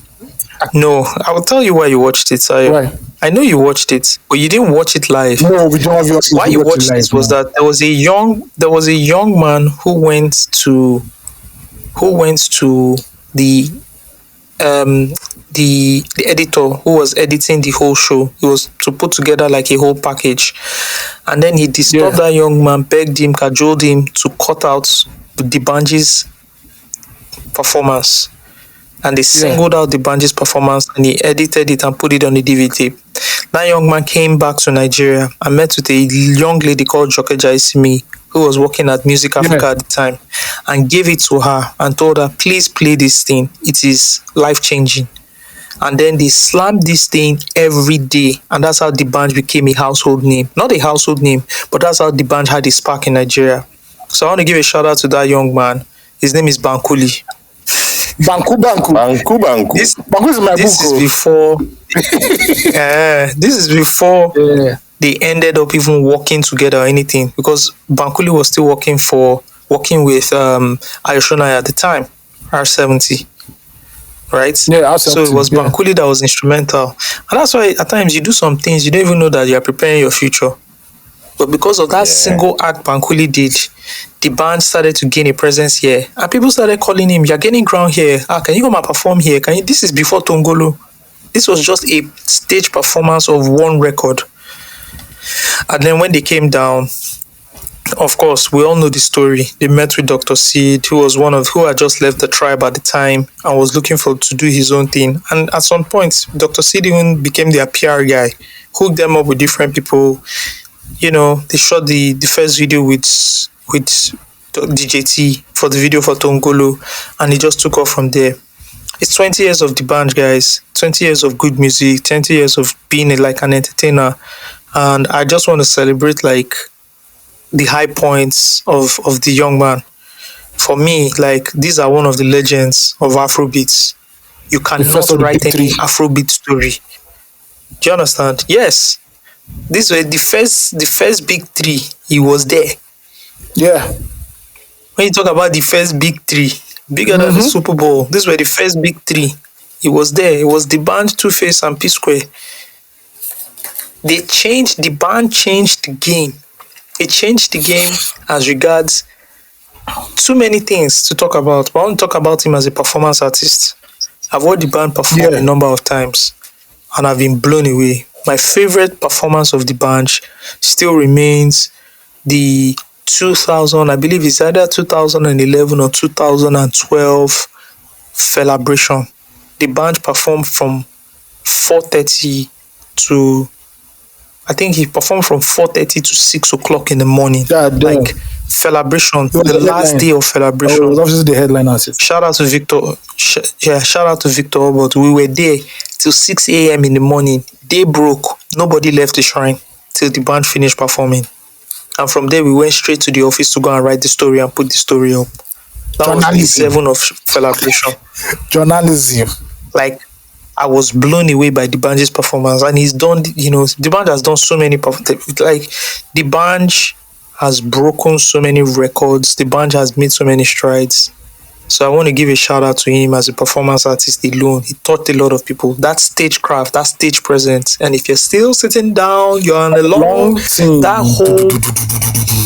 whole I'm moving beyond the stage, just that whole charisma, right? There was a difference between the band as a person. When you switch the light on, he became a performance artist. In the studio, whether you were interviewing him, whether he was outside, whether everything, he picked on something. He will wait. The persona of an entertainer. He was always switched on. Two-Face is the kind of guy that will enter the office very shy, just say, move. I remember when the band came to the net office, when we were still at the net office, I remember when the band came. Some girls didn't like the band. The band is too cocky. The band came, and shook everybody in the office, and the girls, he hugged them, and those girls were blushing. He hugged everybody loved him, and he greeted everybody, and everybody was in awe. That is a true performance person. So shout out to my youngins who are doing the thing now, who are in the game, killing it in the game now. It's beyond your music, guys. That's why when you guys are on stage, nobody gives a fuck. That's why when you guys come for interviews, you have to form cocky, because there's nothing else you can do. That's why you form cocky. You're actually not cocky in person. You feed them the questions because they don't even have anything to say. Most of you are soft. I know you. You're okay. You're nice guys, but you form cocky and you form rude. That's because you don't have a persona. You didn't build anything. So the only thing you can do is abstain from anything, so they don't know who the true person is. You need to switch up. Look at what the band does. I'm the band. You think about it. Somebody just said, "No, I am the band." No, I'm the band. It's crazy if you think about it. Yeah. Look at what him and Don Jazzy now started to do. Don Jazzy will be silent. He will talk. And that's how they built Mohit. An empire. Man. The strongest musical unit. At some point, till today, I don't know if there's any group that is stronger than Mohit as a unit. In terms of brand identity, nobody got it better than those guys. They knew what they wanted, Funny enough, so I want to give it to him. Funny enough, I've been writing about the band this week because as in the chapter of my book, I'm focusing on the band right now and the UK's contribution to Afrobeats. And all I can say about the band is that so there was P Square and there was Two-Face, and they were singing the R&B pop ballads. The band brought sex appeal, rawness, energy into Nigerian music. They used a lot of hip-hop templates and they converted it into an Afrobeat style that worked. So when a Two-Face is singing about, you're my African queen, my guy is singing about coconuts, I want to give you the cocoa. He knew how to tease people with sexual appeal. He ushered in the first sexual revolution of Afrobeats. Before then, Wiz now took it further and made it very explicit. The band was that guy. The band later will more hits when they now had One Day Cool. So when the band, the band was there, Don Jazzy was there. When they now had One Day Cool, they now formed the perfect unit.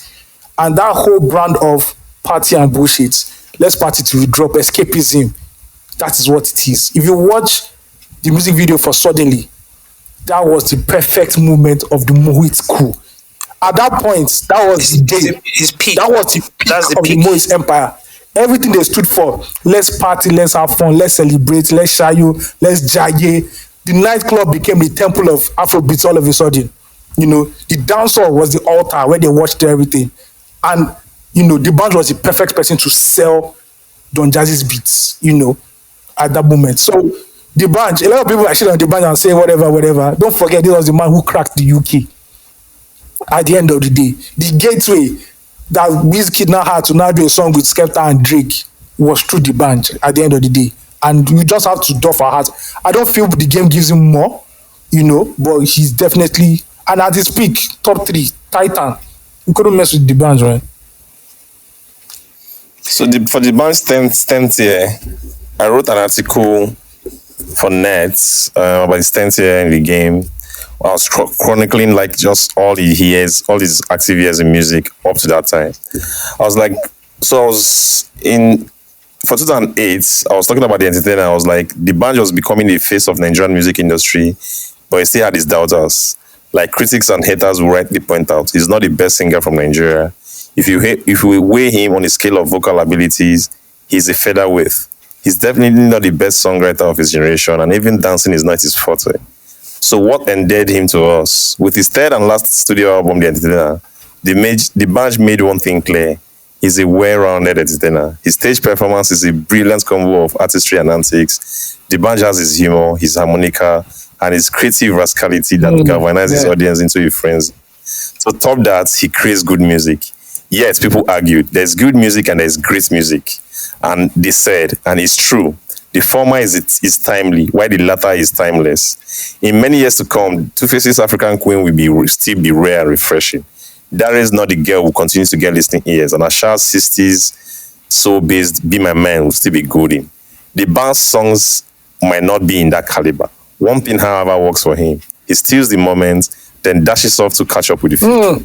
That's how you define the band. That's classic. The band was... No. I'm just reading this article. I'm like, bro, I went crazy. I only read this article. So when I gave Osagie and Ayeni's idea, Osagie said, work on it. Ayeni was there. Ayeni said, are you sure you'll be able to put this thing off? I said, okay. Osagie read it, edited, and said we should go and print. Ayeni came and said he wants to see the article. He sat down beside the design guy. He read it. He just nodded and went back to went upstairs. I was like, you know what? Steve. Steve, you know what? That was a compliment. I was so That was a compliment. Yeah, that's made your day. Bro, if you didn't touch the article, bro, that was my... Bro, I looked at it, I'm like, what is? Because after I spent so much time on it, I'm like, oh, this guy is... He just read it, nodded and just went upstairs. I'm like, what? No, look, I miss those days. I was so happy. Man, the band's career was like, I'm in awe of the band, like, and that's how I look at Don Jazzy too. Because if you look at it, like, you hear the voice, there was nothing extraordinary to it. He had this like combination, the personality, the charisma, the delivery, the branding. The band was so big at a time that if the band is in Nigeria, we are all excited. Like if the band comes to Nigeria, especially after that whole Kanye West thing, if the band is in Nigeria and maybe he goes on Beat FM to do an interview, like it's a moment. Steve, let me tell you a story. The band was just... Steve, let me tell you a story. It's just, I can't explain. Let me tell you a story about what you just said now. There was one night, me, Terry, and J-Vox. Osagie will know J-Vox. We were in VI. Shout out to J-Vox. So let's go to a club. When we got to that club, right, I just saw somebody, tall guy. This guy, the chain he had on was shining. I was like, who is this guy? I looked closer. It was that Jesus pendant chain that Kanye West are giving him. Right? The band entered his car and zoomed off. When we entered the club, there were no chicks in the club anymore. All the chicks left with the band. Everybody out. They moved with him. The ones who enter cab. The ones who enter convoy. That's what the band was. That 012, 013, Oliver Twist the band. You couldn't say nothing to my guy. The band just... I also want to ask something about the band. God. The band was the first, among the first 3 to ask, why don't we conquer the world? He was the first. Yeah, he did. He did go to America. He did go to America. You know the funny thing? I thought about it today. Even though the good music thing didn't work, Bankuli ended up still working on what was Kanye's next album, the I'm a God album. What? Jesus. He worked on what? He worked on Watch the Throne. Jesus. Yeah, he ended up watching on Beyonce's album. That's what I have to say. Now, one of the things Don Jazzy said was that America wasn't ready for Afrobeats. But when America was ready, Beyonce finally did an Afrobeat album. And who was on that album? Bankole of Mo Hits. At the end of the day. Bankole, yes. So you have to give it to my guy, D'banj. D'banj might have not benefited from the fruition of all this now. But just yet ask that question. Combination. He's here to ask. Mr. Endowed songs. Yeah. Oh, come on, man. No, D'banj is mad. I don't know how to explain it. D'banj was so big. Like, you don't see Afrobeats now with, like, in adverts, like as brand ambassadors or like in advertisements. Then you see D'banj did one. Oh, God. D'banj was so big. He did his own reality show. That's how big he was. Yeah. Bro, that's how big. He interviewed the sitting president. He interviewed a sitting president of the Federal Republic of Nigeria. Bro. Don't worry, don't bother yourself. You look at like Ruga right now, and it's just the persona of D'banj he has. Yeah. Yes. More of a rude version, but it's still within that work, that archetype. You know. Then to top it all, like the superstar that he is, the celebrity status, everything. He dated. Oh no, that boss everybody head now. You were a couple. You guys don't understand what that meant. You guys don't understand. Let me break it down for you. The hardest chick in the game. She's wearing my chain. Let me break it for you. Two-Face dated a beauty queen. D'banj said, fuck that. I'm going to date an actress that the whole of Africa knows. I'm going for... when we saw Genevieve in that video, I said, no. D'banj is done it. No, D'banj is banger. That's a banger right there, man. Banger. Bad guy. This man had the whole of good music, including Kanye West in his music video. Bro, you remember when he came to Lagos? This man got Kanye West to fly. This man got Kanye West to fly to London to get on stage on his show. Ezekiel, come on, man. From the MTV Awards. Yes. Because it was the same shit that Kanye was. Yes. And that's Kim Kardashian, Kanye. Yes. Kanye before the MAGA hats. Yeah. This was Kanye before the MAGA hats, ladies and gentlemen. And let me say something. Watch the throne, Kanye. And let me say something to all you Jnr Pope listeners. The selling out of the O2 by Davido, Whiskey, that Burna Boy would have never happened if Kanye West never came on stage with the Moways crew, Hammersmith Apollo in London, 2011, that shut down Nigeria and the UK. Those tiny, minuscule things are the things that these people are bidding on right now. So, bro, iconic legend. Bro. Shout out to D'banj. When you hear people say nobody paved the way for me. That's just an ignorant statement. They more than paved the way. After paving the way, they can't do street lights for you.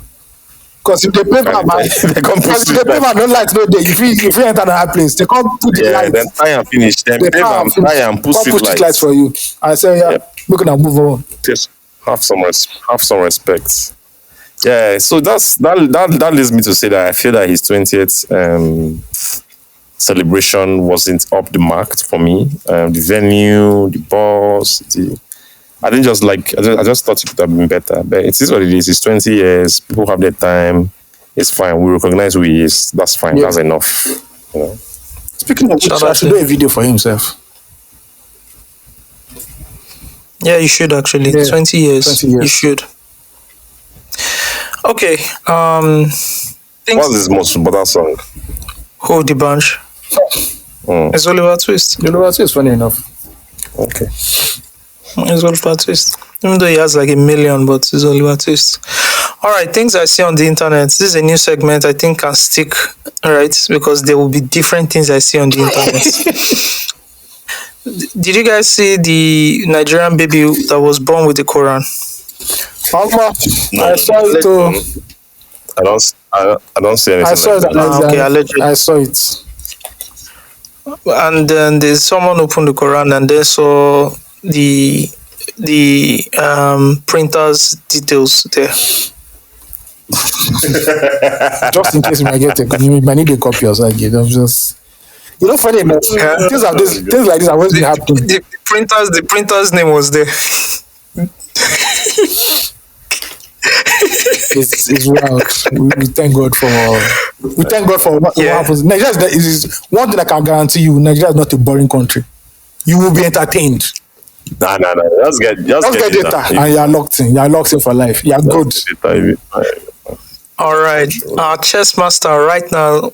She should have she should have completed it. Tunde Onokoya. We all know who Tunde Onokoya is. Yes. He is the young. How will I even describe him? Philanthropist. Is that how I would describe him? Yes. Yeah. That makes sense. Yeah. He runs a platform where he empowers young Nigerian boys to reach their potentials or move out of their immediate environment by through playing chess. He has gone on to help a lot of young boys and put them into like STEM, etc. I even was watching a video of one of the young boys who was living under the bridge. He had picked up the boy. The boy has started to study, went into STEM, and I was watching a presentation of him. Yeah. He had built an app or something, and that's just amazing to watch. Anyways, Tunde is attempting, as we speak right now, he's actually attempting to break the Guinness World Record for the longest chess marathon in the heart of Times Square in New York. His target is 58 hours without losing a game. He is also raising money, right? So he's doing this to raise awareness for a couple of philanthropic works that he has to get on. So please go to his Twitter page. Just search for Tunde Onokoya on Twitter. I think it's Tunde_OD, and you probably see the link for him. So far, his goal is $1 million, and last time I checked, he had raised close to $30,000. So, and people are coming out to play the chess with him, and he's whooping everybody's ass. Guys just amazing, man. So shout out to him. Really like him. All right, quick one. What's this whole Third Milan Bridge hype about? Osagie. People never come in a society where it it takes 50 years to do a railway. If they dig borehole in your backyard, hey, you go throw party for the governor. So let's just keep it like that. Wait, is it because Lagos State government like renovated it? It's a federal road, right? It's not Lagos. It's the FG. It's the FG that did it. It's the FG. The hype choke. I'm even surprised. Maybe just paints them put for the road. No, they put camera too. They put camera to snap you if you fuck up. The whole campaign, the whole media and publicity campaign. Oh, I get it now. It's FG that did it, but because bad boys are in power, right? Yes, now I'm also doing. Then it felt like it was Lagos State that did it. I get it now. Don't worry. They shot a movie on it last. They shot a movie. It was a movie. They used it as a movie set last week because I passed there and I saw a film crew. I'm sure they shot a new movie there. I get it now. Okay, I came across this on Twitter, guys. Right? There's a woman.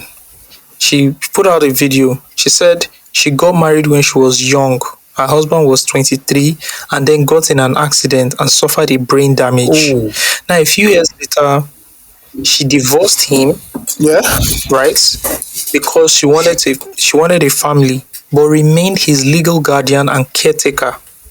So, her current husband and their children love and take care of him. So he actually stays with the family.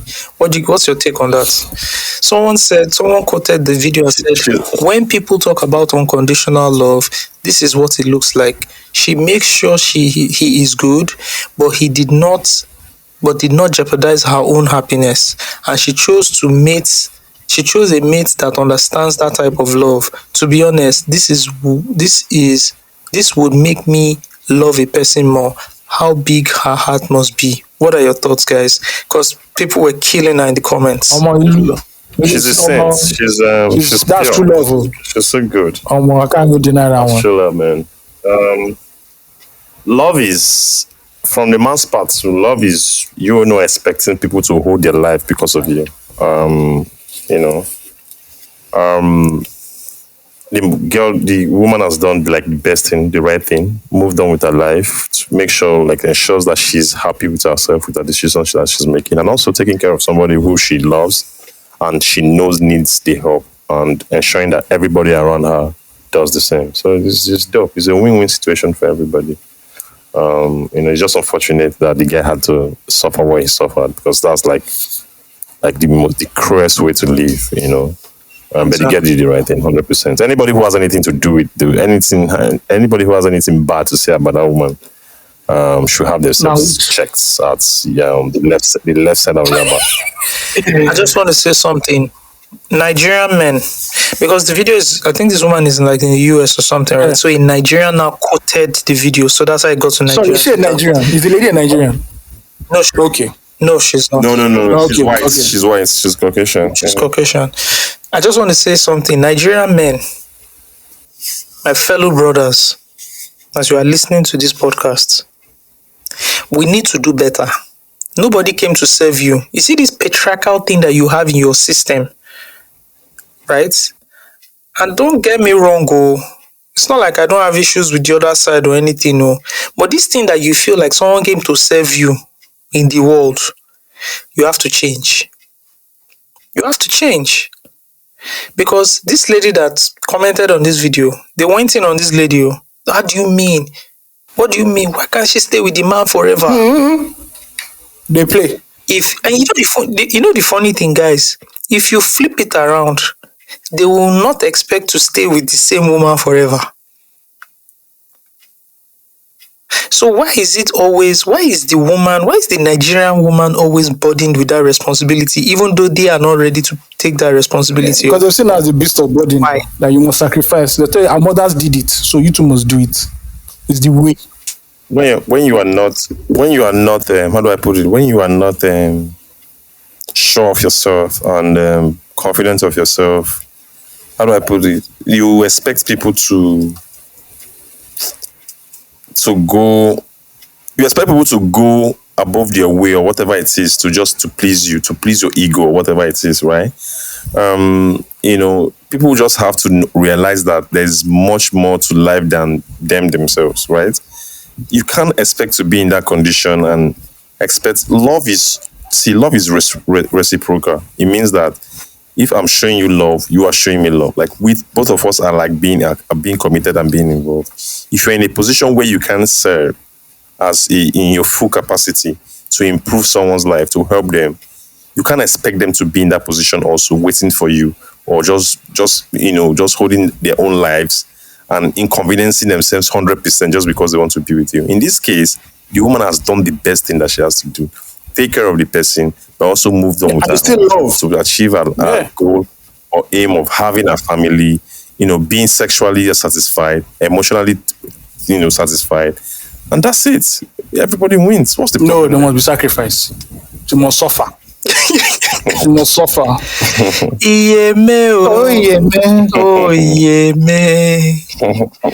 Anyways, let's get into fan mail real quick. This is from Fabs. Fab says, "What's good, Giants? I've been wanting to write a mail for a while now, but haven't been able to get to it until the topic from the backup gen episode came about. My mail touches on two topics. One, working remotely with colleagues from diverse backgrounds, and two, AOT2's mini documentaries on IG. Let me get into it. I've been working with colleagues from all races since I relocated to the UK in 2021. I have worked with 3 companies in the past 3 years, and it was extremely challenging at first. The communication gap was massive, and it took a lot of intentionality to bridge the gap. These were the 2 steps I took that helped. Firstly, I acknowledge that I am not the only person struggling with this. Most of the teams I work with were 50% British, and the others were spread across other Europeans, Americans and Asians. At first, I was worried they couldn't understand me, but I soon realized that they had the same concerns about me understanding them, so I started looking for ways to connect with them beyond work updates and daily stand-ups. This brings me to the second point, which is to attend almost every social. Those after work drinks are as important as the work itself, because that's where you build trust and relationships. I realized they wanted to learn so much about me and my culture as long as I showed interest in theirs. The more I spoke to them, the more they understood my natural ways of pronouncing words and understand theirs. So the work chats got easier. Lastly, even though your work is fully remote, if you have an office in your city that is open, don't hesitate to go in once in a while, especially in the first few months. I work for a fairly large company and new people get hired every 2 weeks. If you don't build solid offline relationships when you're new, your wider team's attention will shift to the next new person and you'll find it a bit tougher to build those relationships. Next to AOT2, Mr. Ayomide Tayo for short. That's funny. I just want to say this intro to in your Instagram series cracks me up. I was like, nah, an intro doesn't get more millennial than this. But because you repeat in your videos, I have now gotten used to it. It's kind of cool and it suits your retro storytelling style. That's the power of repetition, I guess. I just want to say that the backstories are so damn good. I really avoid binge watching reels on Instagrams because I don't want the algorithm to bring other related stuff that I'm not interested in. But the case with your content is different. The content is so unique that the algorithm can't even find related content to recommend. So I'm good. I'm looking forward to more backstories. And yes, we see the huge Jay-Z poster. It's actually a painting behind you. We can tell he is your goat. Yeah. Shout out to Fabs, the friend of the house. Shout out to him. Shout out my guy. Yeah, we have a second fan mail here. This is from Anonymous Canada guy. A great show you guys have done. You guys had last week. I hope you went well. Your week went well. Yes, it did. J. Cole's reply, an unfortunate apology. I am all for growth and taking things back. However, people of God, this is hip hop. Nobody has time for weak responses and unnecessary apologies. The rules are the rules. You hit back or you stay silent. No in-betweens. Let's not water down the genre. Osagie, I am looking at you before you start going on your Yoda wisdom shit. This is crazy. Thank God you know how to attack. Also, let it be known from now on, Kendrick is the greatest rapper of his generation and officially in any ranking of the top 10 rappers of all time. If he makes 2 more albums close to the level of quality he has produced so far, then I argue that he will be in the top 5, if not top 3. This is me being conservative with my claim. Ayo, what do you have to say about that quickly? First of all, let me start with the J. Cole thing. All I said, like, J. Cole is my guy. But since he became a Rasta, I don't understand what all these peace movements is doing. Once we enter beef, it's guns blazing until the next man dies. I have never in my life, since the day I've been following hip hop, ever somebody apologize for a diss record. This is literally the first time in my life. Let's leave J. Cole. There's something wrong with him. Kendrick is definitely one of the greatest rappers of all time. I think even if you're not conservative with it, I think he can easily enter anybody's top 5. I'm not sure about that last album. It was kind of, but even greats have one bad album in their collection. Well, yeah, I don't think anybody should disagree about Kendrick Lamar. Kendrick Lamar is top 5. Some people is top 3 of all time self. So yeah, I have no problem with Kendrick. My problem is that he keeps doing all this holier than thou shit. That's my own. You're not Black Jesus, my guy. You are raising Compton. Thank you. Okay, thank you for that very brief feedback, Mr. AOT2, aka Mr. Ayomide Tayo for short. Thank you. Anyways, anonymous guy from Canada continues. Man United, AOT2, I will have to say something here that you may not like. Mourinho was right about Man United, and he could have done a good job bringing Man United back to his glory if the board supported him. I'm a huge Mourinho fan, but I will always try to be objective. For one, I never supported the sacking of Van Gaal, even though Jose was hired in his place. Van Gaal needed time and he was denied of it. Van Gaal's football was often tough to watch, but he did fairly well. Man United fans should sometimes pity their coach because the job requirement is not simple. You have to deal with a funny looking board and balance the requirements of promoting the kids, right? Playing attractive football, winning trophies, but also manage whatever the relatively small fund the board gives you for players. In addition to these issues, you have an awkwardly looking and psychologically weak squad that needed clearing out and still needs clearing out now. With Jose, Man U had a great chance to close the gap against Man City. Given the nature of the problem he was dealing with, Jose's methods were very intrusive, which is what many of you fans call toxic. AOT2. You know very well that Sir Fergie ruled the team like a dictator, hence bringing the team glory. Jose was not even half as toxic as Fergie. Deny this if you want, and I will bring receipts for the next episode. Can I You jump can in? say Jose. Let me just finish. You can say Jose has been sacked in all other jobs as he other jobs he has done. But my challenge to you is to look at all that he said about Man United, remove him from those quotes and ask yourself, are these statements true of my club? If they play, where they play. Remember that stuff. Man United had and still has too many weakly minded players. I believe so. Jose wanted to address this weak mentality, and many times he called out players in an attempt to force them or to step up their game. However, the media and some part of the fandom, which you are part of, demonized him. Now, wow. He brought back the players. Players like Pogba, Rashford, Martial, Shaw, Lingard, etc. that you guys backed against Jose. Where are they now? Where they play? If they play. The most that they could do was fake a hot minute to deceive the fandom after Jose was sacked, but water has eventually found its level. Again, you can hate Jose, and I know you do, but you will never say his prescription of Man United was wrong. Okay, there's a fallacy. Thank you so much. There's a fallacy. Anonymous Canada guy, who's also a huge contributor of the podcast. Okay, shout out to you. Shout out to you. Shout out to Anonymous Canada guy. There's a fallacy that Mourinho fans always keep saying, that they should have allowed Mourinho to clear out the team. And I'm asking you, in this 2023-2024 Manchester United squad, how many players in this Man United team now played under Mourinho? Rashford, Shaw, who again? Lindelof. I won't mention Lindelof because he bought Lindelof. Who again played under Mourinho? Please, Steve, if you can juggle my memory, who again was in this Mourinho squad? That's in this particular squad. Martial. I'm not counting Martial. Martial is dead.